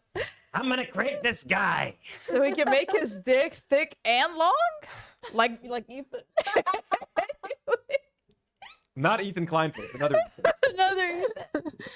Okay, someone On our asked, Patreon. By the way, tomorrow, guys, if you guys have missed the Ethan Klein stuff, I'm gonna do a whole H3 update episode tomorrow. Apparently, he's going after denims and he's defending Emeru and against ICE and all of that. We'll react to it. We'll have some fun. بكرة عروا نحنا سوا انتوا الشباب. نحنا والشباب. Okay, you guys grew up in Lebanon? Yes. Yep. Yes, we did. Anthony is somewhat. Wait, I- someone said, can I ask, it's the same guy, person, can I ask why Karine and Anthony have American accents? Is that common there? Anthony, why do you have an American accent? I was raised in Lebanon. I grew up in Lebanon. I did live in the States for like 9 years. I went to college there. Then I worked in the States for a little bit after I graduated. Then I came back to Lebanon about 10 years ago. We have American accents because we watch a lot of American media, a lot of American movies. We go, and when you go to school in Lebanon, they're Yeah. trilingual schools most of the time. So they teach you 3 languages since kindergarten. You'd learn Arabic, French, and English. Some schools will only focus on French and Arabic or English and Arabic, but you're usually, most of the time, a lot of the time, you're learning 3 languages. And we watch a lot of American media, a lot of TV shows, a lot of movies, etc. We read books. We're a cultured people. And I myself am an American citizen, so I've traveled to the States. I've spent a lot of time in the States. Karine, have you ever gone to the States or? I've never been to You've the never US. been to the States. So yeah, we watch movies and stuff, man. We have a lot of Lebanese people that are Americanized. We have a lot of Lebanese people that speak like French and can I barely wouldn't speak say Arabic. it's common though. Like, it's the American accent isn't very common here because It's people not. bullied me a lot for the way I speak, generally. And because I didn't go to an American school, I went to like a regular school. People bully you because you have an American accent. Yeah, because they were like, "Oh, she wants to be American so bad." Yeah, I'm that's like, the thing that happens I too. no, I don't. They say عايشة كتير. And if he's living- عايشة كتير. عايشتيها أنت في حالك ب LA. Yes, These guys. triggered me so bad. You used to get that a lot, huh? I know did. my accent, my Lebanese/French accent is very persistent, going strong. Yeah. I mean, my first language is French. Like, I speak French with my parents at home. I suck at Arabic. Like, Arabic is my shittiest language out of English, I'm French, and fine in Arabic. Yeah, you are pretty bad at. You're worse at Arabic than I am. Yeah, I'm not that good. But like, I got better. I was worse before I lived here. Like, when I lived in the States, I forgot how to speak Arabic almost. Even my French got worse because I didn't have anyone to speak with. So, yeah, I worked for that accent for sure because my parents don't speak like that. What was the question? My parents barely speak.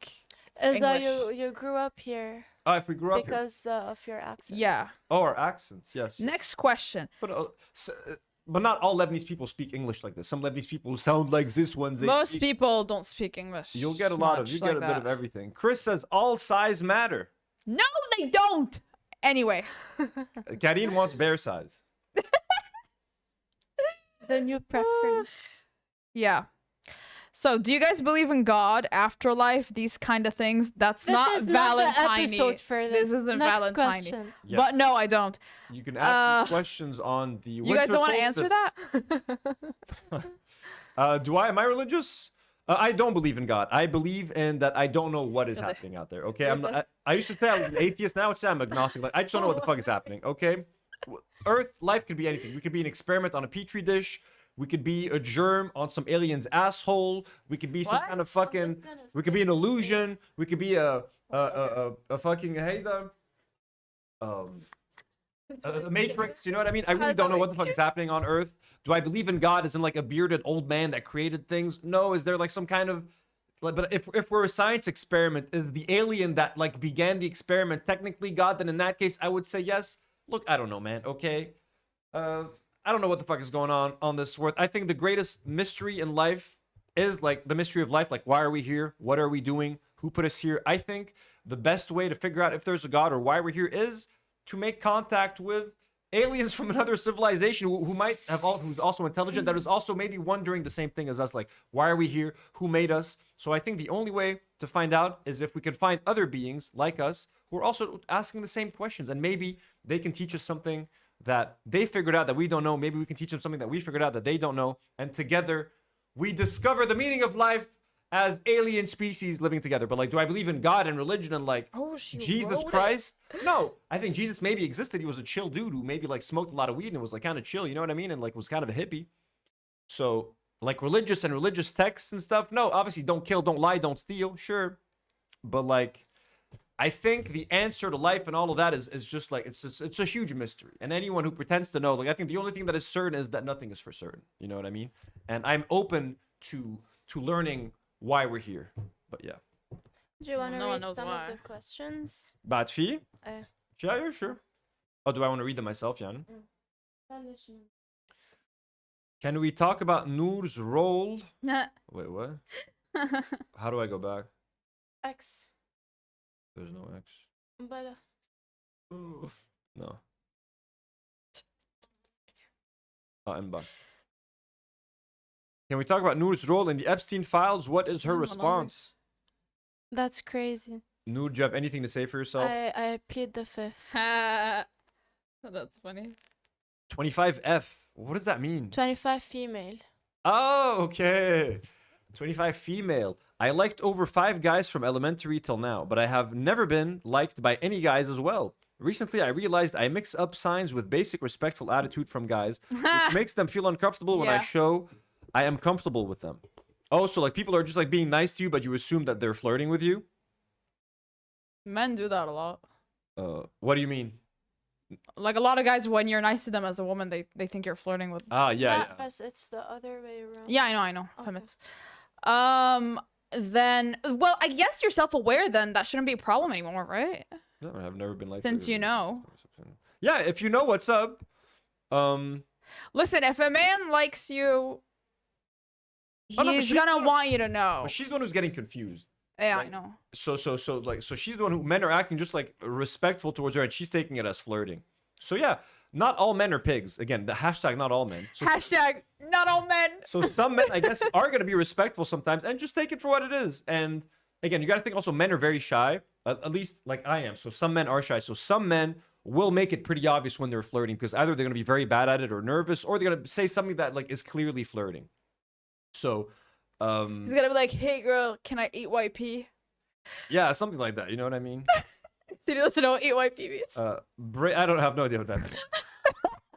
BYP, you said? Eat YP. Eat YP? Yeah. You can guess what that means. Eat your... Ah, okay. I could see the wheels. Breakup stories help us feel better. Well, I told you guys how I broke up with one of my friends on a school bus. Isn't that... Do you guys want more? And I literally said that it's not you, it's me line. To break up with a friend. Best first date spot. Never met IRL. Cafe seems too one-on-one and I don't want to fuck it up with cringe small talk.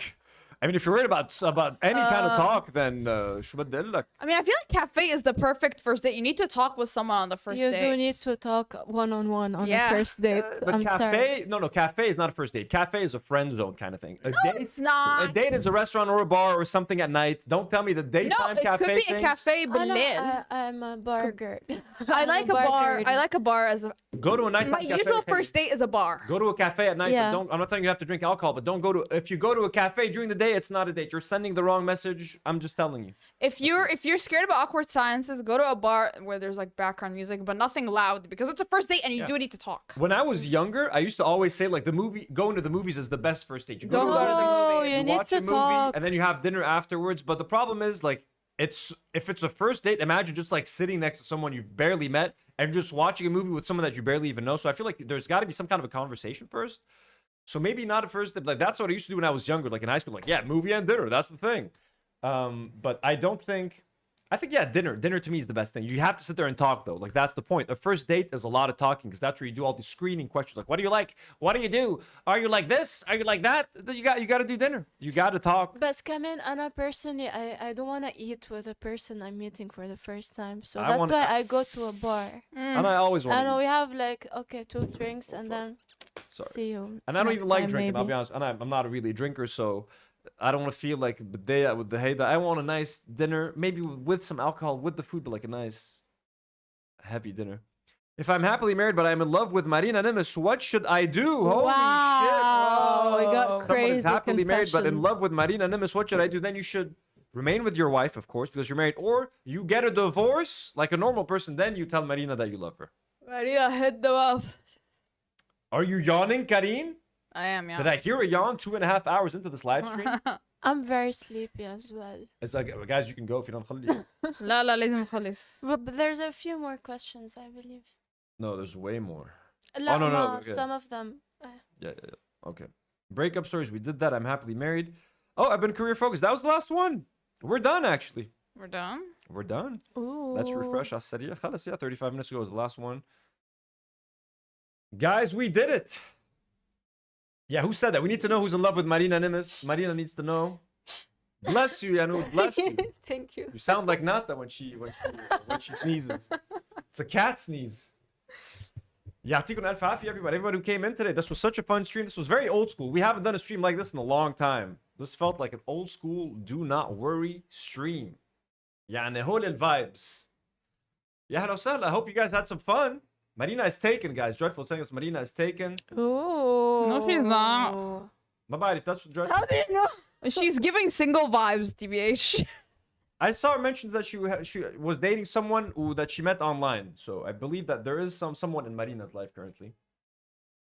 Guys, we got 25 new members Do today. we have community romance? Let me update. We don't want to get involved though, but that would be very cute. We have community love? I'm getting the vibes. That Actually, there's a do not worry baby, I think, of this one, or at least a marriage, because we once gifted a couple like a day out on like a beach rooftop. We had an alcohol bottle at some point. Weirdly enough, a cocktail. There was a brand in Lebanon that did the mixed drinks. Stirred Not Shaken, they were called. Cocktail. So we did a giveaway where they had like their own bar, rooftop bar with pool access. So a couple won that. I think was it Maridos? Maridos, was that you? Yeah, it was her. It was Maridos, right? So yeah, Maridos won that giveaway with their partner, and they went, and now they are married. So we have a do not worry married couple because it's already happened. We've already found the people love, and they would never have gotten married if it wasn't for our giveaway and for that pool event that they went to, of course. Yeah, Allah, the promo you guys did for the drink was very cool. That was a nice. That was so The cute. good old days.